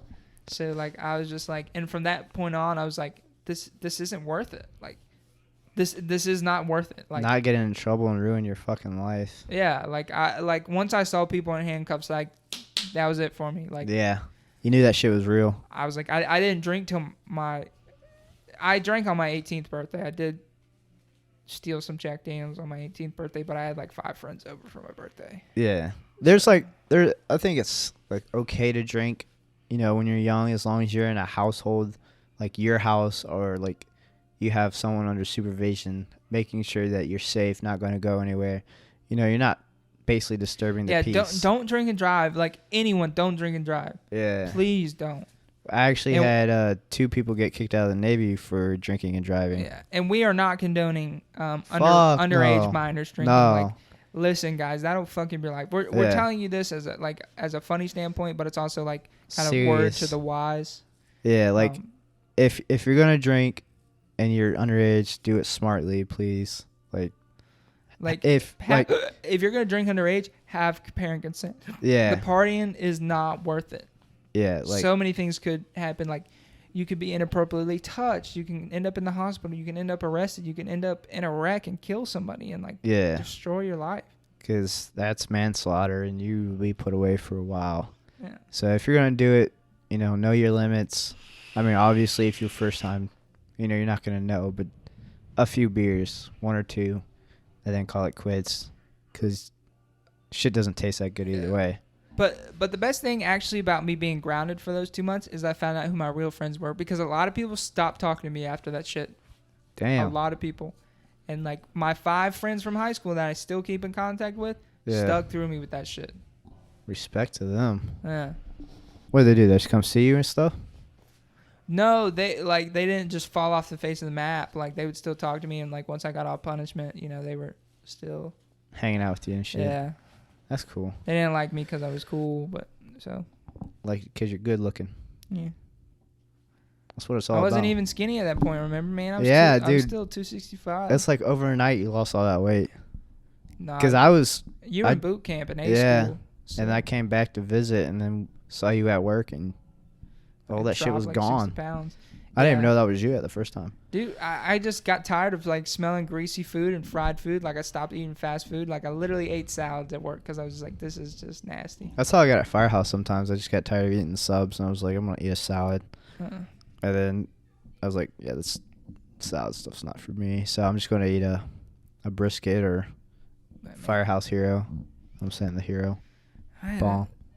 I did some dumb shit in high school, man. But like now, like my parents like seeing it now and like knowing like why they did certain things, and like I'm just like, I get it now. Yeah, now you learn why they say, hey, don't do this shit. Yeah, and I know why they were like so hard on me, because I'm like, because like, you're hard on me because you expect better than me, but you also fear for my life and my future. Yeah, they're not doing it to be assholes. They're just doing it because they care, and like they don't want you to see you in jail and like, well, he's not going to do anything good with his life. Yeah. My parents were the same way, but they didn't really have to worry about it because I wasn't like one of those kids to go out partying. I was kind of one of those like stay at home, mind my own business, play video games, just play Minecraft till the sun comes up. Literally, that was Minecraft for life. FIFA, Call of Duty back when it was good. What game did we play a lot together? Was it Titanfall? Yeah, we played Titanfall a lot. And Rainbow Six. Yeah, Rainbow Six. Did we ever play Destiny together? I don't think you had Destiny. No, I was not a Destiny fanboy. Yeah, Eric and I played Destiny. Shout out to Eric. We were good friends back in the day. Yeah. Joined the Marines. So it kind of set us off. Yeah, and listen, man, I know we sound hella hypocritical in this podcast because of all the ups and downs we have, but that's the life as a teenager, man. Yeah, it's life stories. Ups and downs. Like, I mean, it's led me to who I am today, and by no means am I perfect, but like I got a good work ethic because of it. Like, yeah, keeping myself busy so I don't fall in traps. And I think that's what causes people to have a good work ethic, is like having a bad, because they want to make themselves better. Yeah. Like if you don't want anything for your life, you're gonna have a shitty work ethic. Well, I started working a lot because of my brother having a kid. Like I was just so frustrated. You didn't want to be at the house and shit. Yeah, and like just because I thought my parents were going about it the wrong way. I thought my brother was going about it the wrong way, and I was really shitty in the beginning of my first niece being born, because I low key hated my niece when she was first born. Like, not that there was unconditional love there, and I love my niece to death, but I was just my brother's life is ruined and stuff. But like now I realize like my brother's life isn't what that was gonna be. My brother's life is those girls. Yeah, someone to take care of and be an adult for. Yeah. What's he doing now? Oh, he's still at Publix, working his way up the chain. Well, I mean, he was manager at one time. Still is. Oh, he is? He's shift leader. Okay. So. Well, Publix is basically taking over the world, so. Yeah. Might be a ruler here soon. Florida and up, baby. Jesus Christ. There's a place that Publix bought out in Florida. It was a good place. Like, you could drink and grocery shop at the same time. Like, drink alcohol and go grocery shopping. That is a terrible business model. I mean, it is. I guess if you're fucked up, certain things sound good. Yeah. Fruit roll-ups, 8 boxes. Buy everything for as much as you can. But, I mean, it was cool. Like, I mean, I went in there. Like, I turned 21 on deployment, so I didn't, like, drink in there or anything. Yeah. Like, I was one of those people that didn't drink before 21. Like, yeah, I'd have, like, 1 or 2 beers, but it was like I wasn't getting blacked out, doing stupid shit. Like, some... like me, being a fucking idiot in high school. I mean, you weren't all that bad. Dude, I was... Like, I just made dumb decisions trying to be somebody I wasn't. Yeah, I can see that. But in the end, you learn from it, and you're a better man for it. It's okay to make mistakes. Fuck yeah, everybody makes mistakes. But it's not okay for you not to learn from them. Yeah, if you keep making that same mistake over and over, and you know that you're making a mistake, then you're just a fucked up individual. Yeah, you are. It's okay to make mistakes, but it is not okay to not learn from them. Yeah. It's not okay. Because if you don't, you're just... Like, what are you actually doing for yourself? Damn, this is a 3-hour-long podcast, bro. Damn. Yeah. You're probably going to have to cut this down. Yeah, well, we're about to wrap it up. Yeah. I'm starting to have to pee. Not going to lie. Damn, that was 3 hours? Yeah, 2 hours and 45 minutes, man. What time is it? 12 o'clock. Dude, this is the longest I've stayed up in a long time. My bedtime's like 8 o'clock.